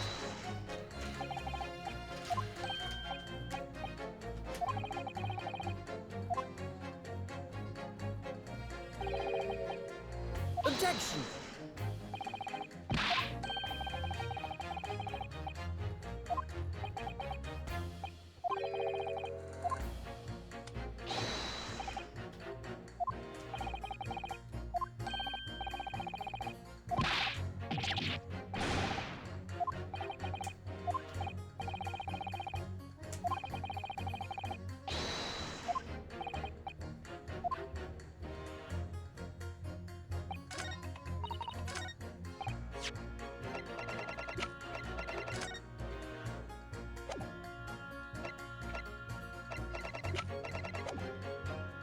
Hold it!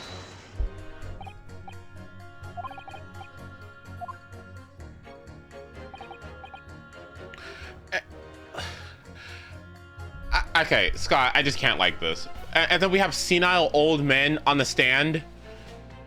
Is it supposed to be funny? Like, I don't get it. Like, what? How is this dude going like, where is it? The whole, like, where's going? Where's my stuff? What's going on? I don't know where my stuff is. Jurors, do you have a verdict? Oh yeah, guilty. But anyway, I just can't find my stuff. What? I'm a surgeon.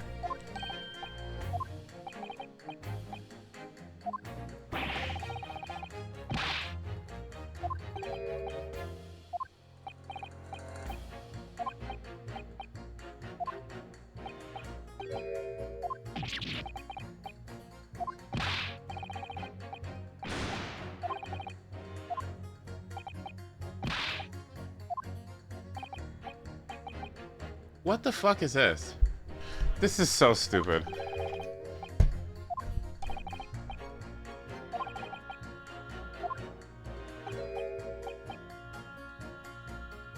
What? What?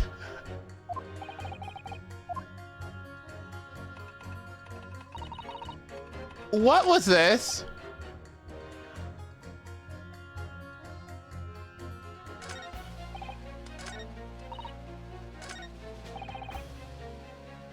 What?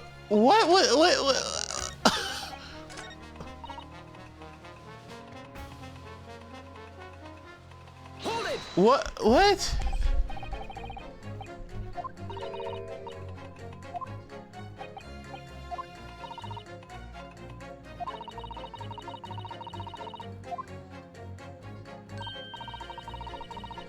The electric telegram, I see. Wait, did this dude do surgery on Mr. Sholmes? Okay.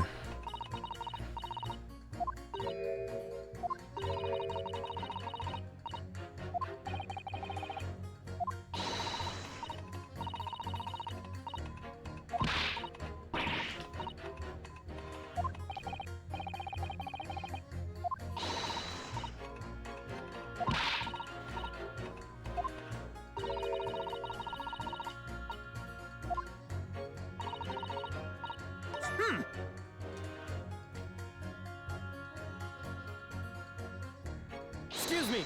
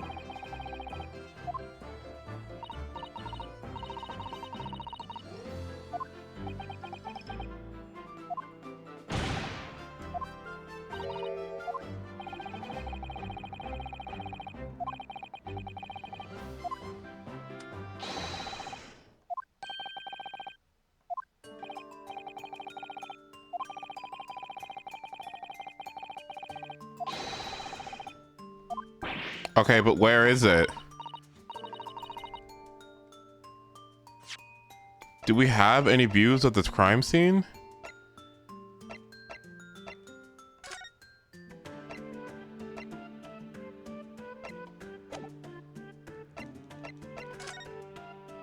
Do we have any images of the crime scene? We have this one.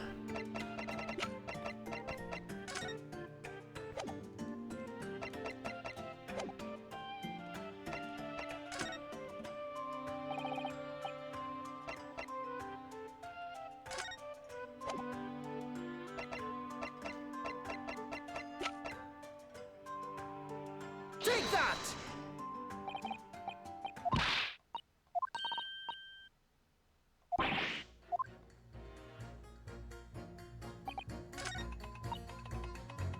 Am I dumb? Do I not have an image that I could...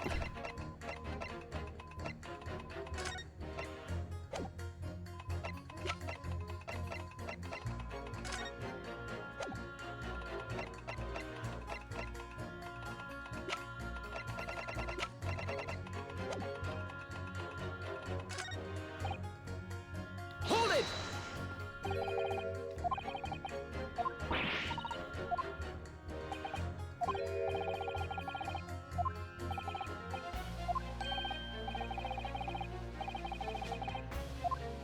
I look like a vicious criminal, huh?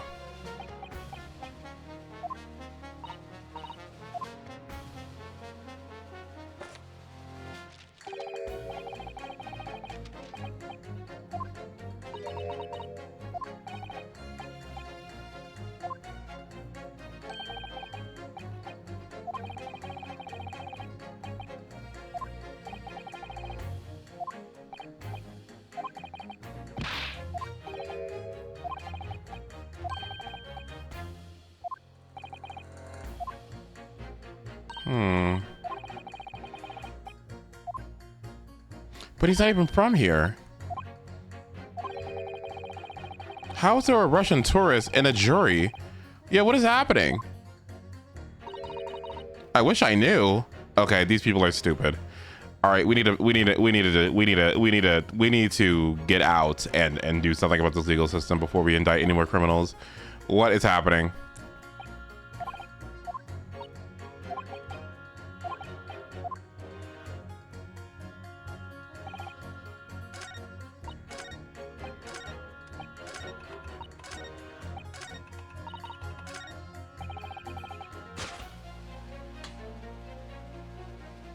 Action!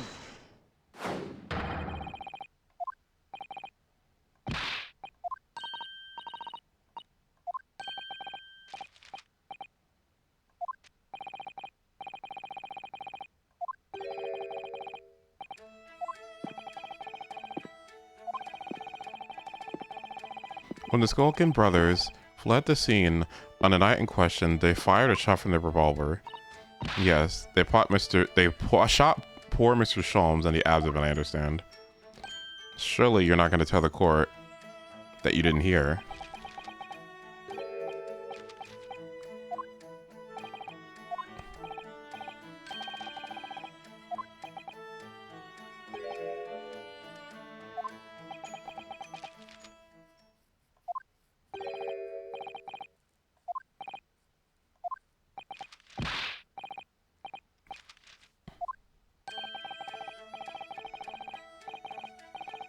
What? If this is what you mean, you should... What? Why do we have non-English what? If you... Why would they be a juror? Why wouldn't you get a translator for this person? Oh my...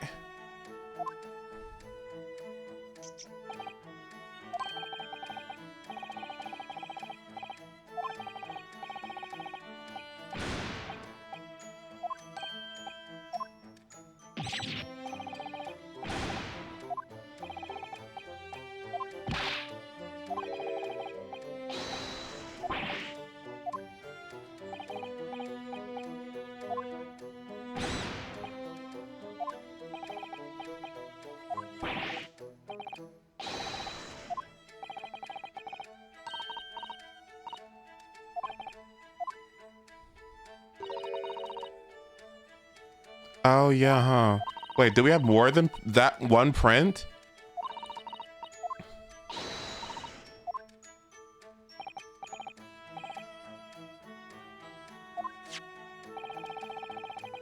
Thank you. Yes, can you show the one before and after?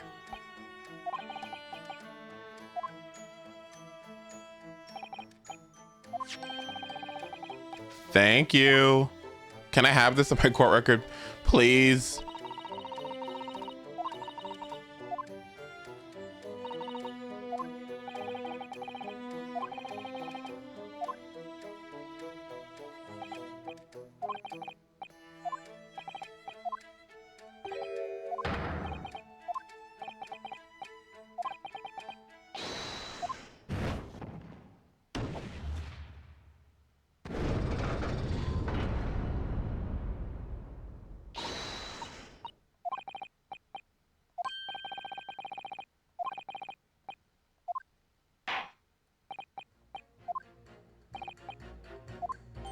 Thank you. All right, thank you. Yes, we can make use of this.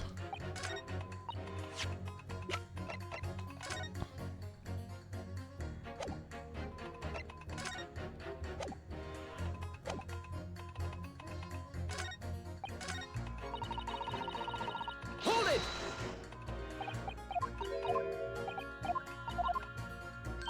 Haha, sorry, he's not guilty. Like what?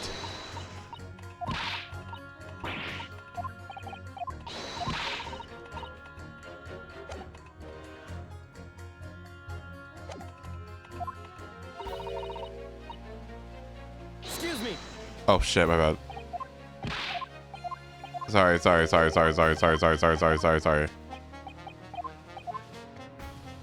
I did it too early, my bad. Hold it!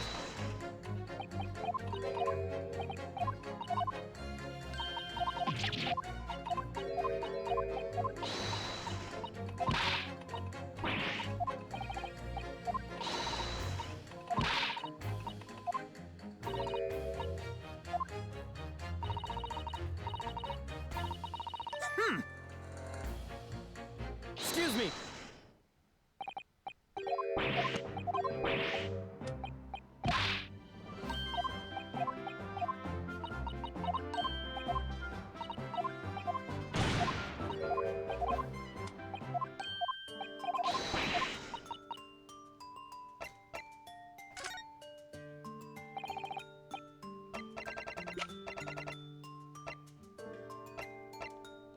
that!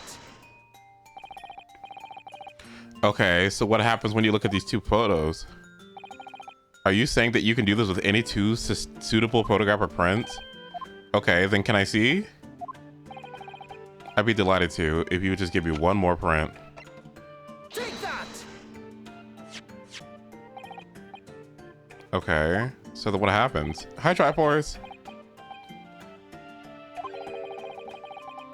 Do you know how stereographic images work? Do you understand the principle? Well, I think so. The left and right eye images need to be the same, with a slight shift in the position of some objects. And then when your brain merges the two images together inside your head, you notice a shift as if let's see, as if it were deaf. Okay. So then what happens between these two pictures?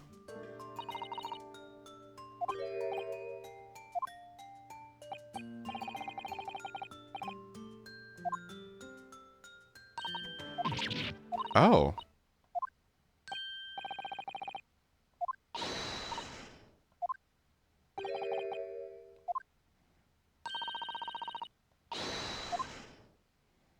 What do you want me to do? Can you see that there's really obvious difference between them? Oh boy, here we go. What is the difference between these two photos?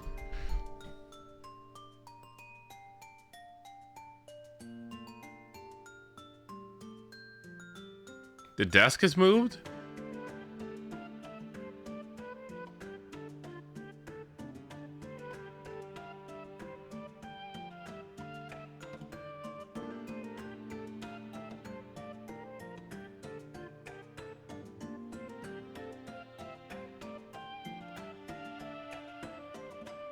It looks like the desk has moved, but I could be wrong.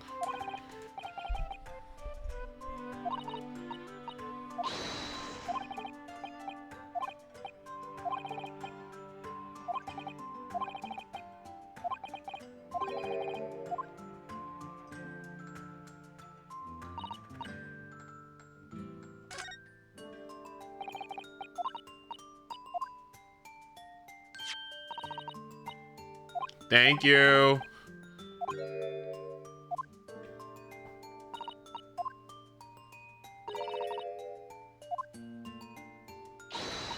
Anyway, we love accessibility. Thank you.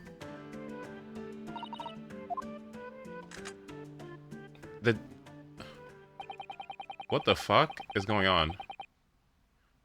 What's the difference? Look at what? What? What?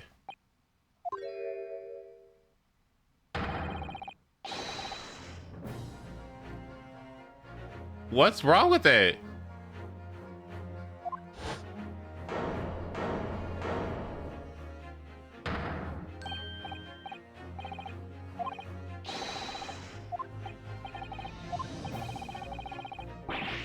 Is someone gonna explain this dark black magic? Yeah,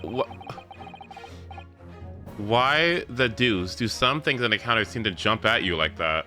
That means their position shifted? But why does that matter?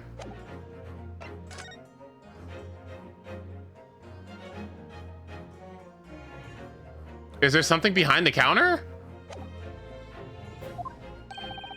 I think you'll find that if you consider the basic principle of the stereoscope, you'll answer your own question. Basic principles of the stereoscope. As I said before, if you try to look at two identical pictures using a stereoscope, it won't work at all. It's the slight shift in position of certain objects that lets you see pictures three-dimensionally. In other words, even though at first glances it seems the objects and the counter haven't moved at all between these two pictures, this shows that actually there must have been a slight shift in their positions.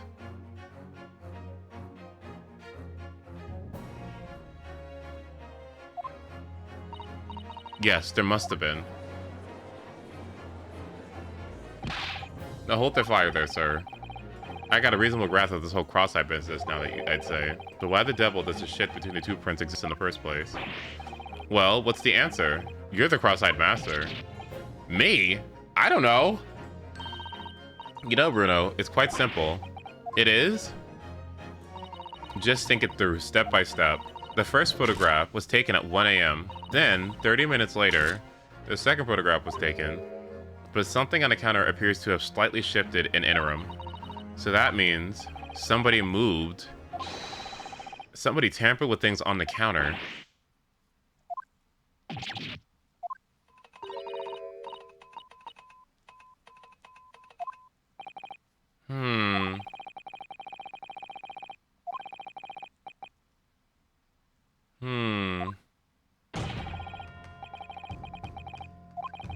We know the items on the countertop were moved, but by whom?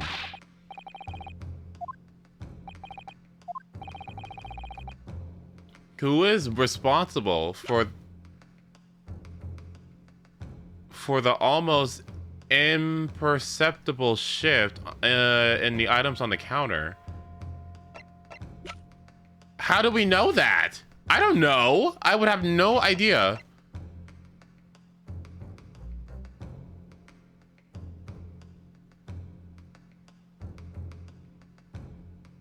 I literally would have no idea. But I'm assuming it could have been Woodabank?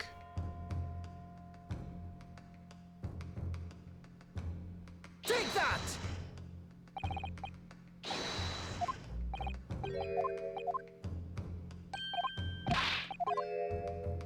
Oh my god.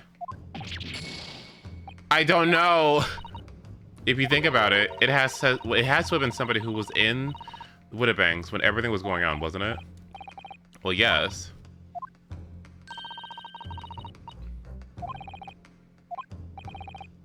And we know someone must have touched things on the counter, so who was it?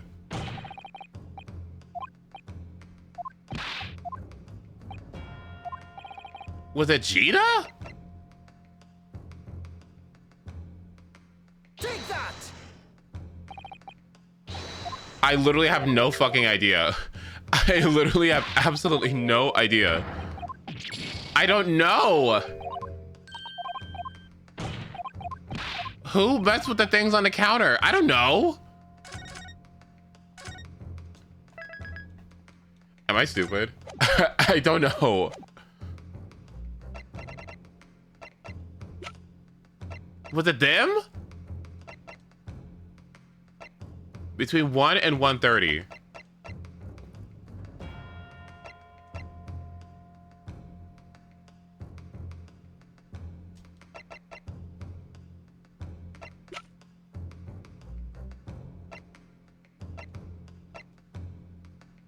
Take that! Oh, okay.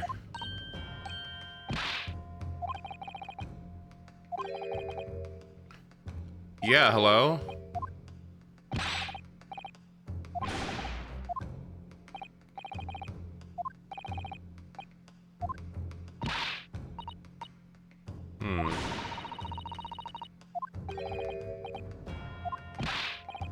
Why would it be unlikely?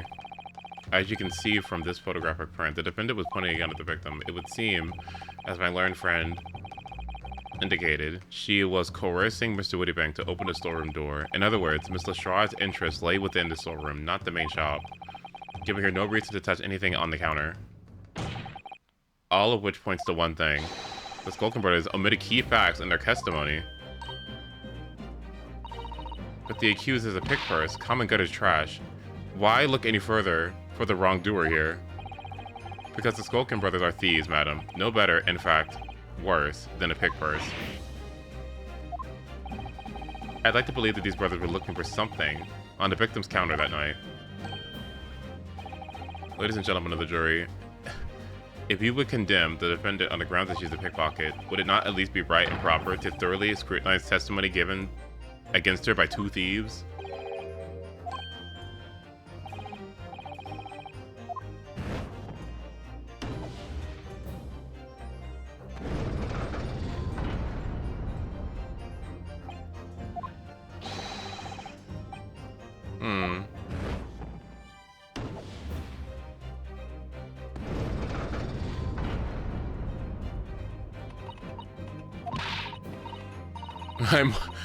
I will purchase one after trial.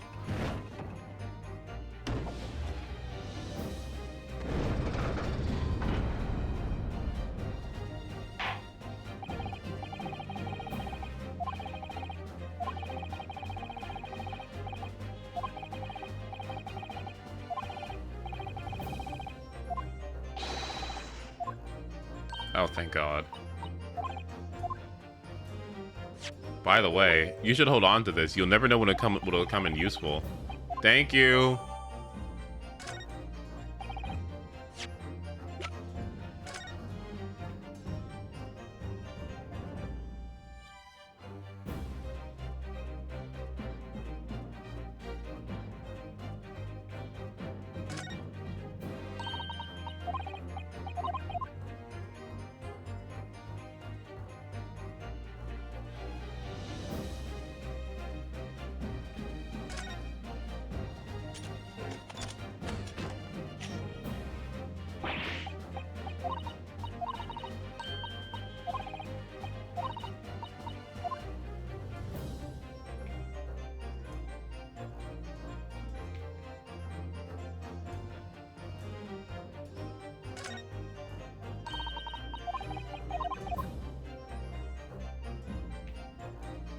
Okay, so what's the point of this? Like, what?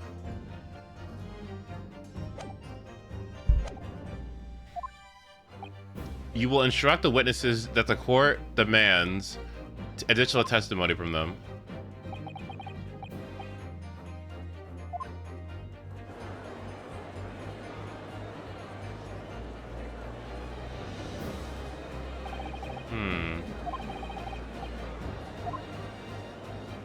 Okay, good. Please, let's take a break.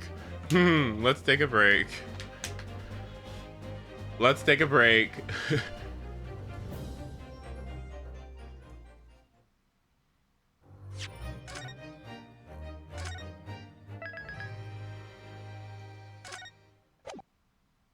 All right, break time. All right, I'm gonna go. Thank you guys so much for joining me. I might be back later on. If not, then I'll be back tomorrow again. And then maybe we gotta do Lantern right, and we also have to do more of Amphorius. So those are probably gonna be on our list. And then maybe you can finish this like sometime on Monday or Tuesday or something. Okay.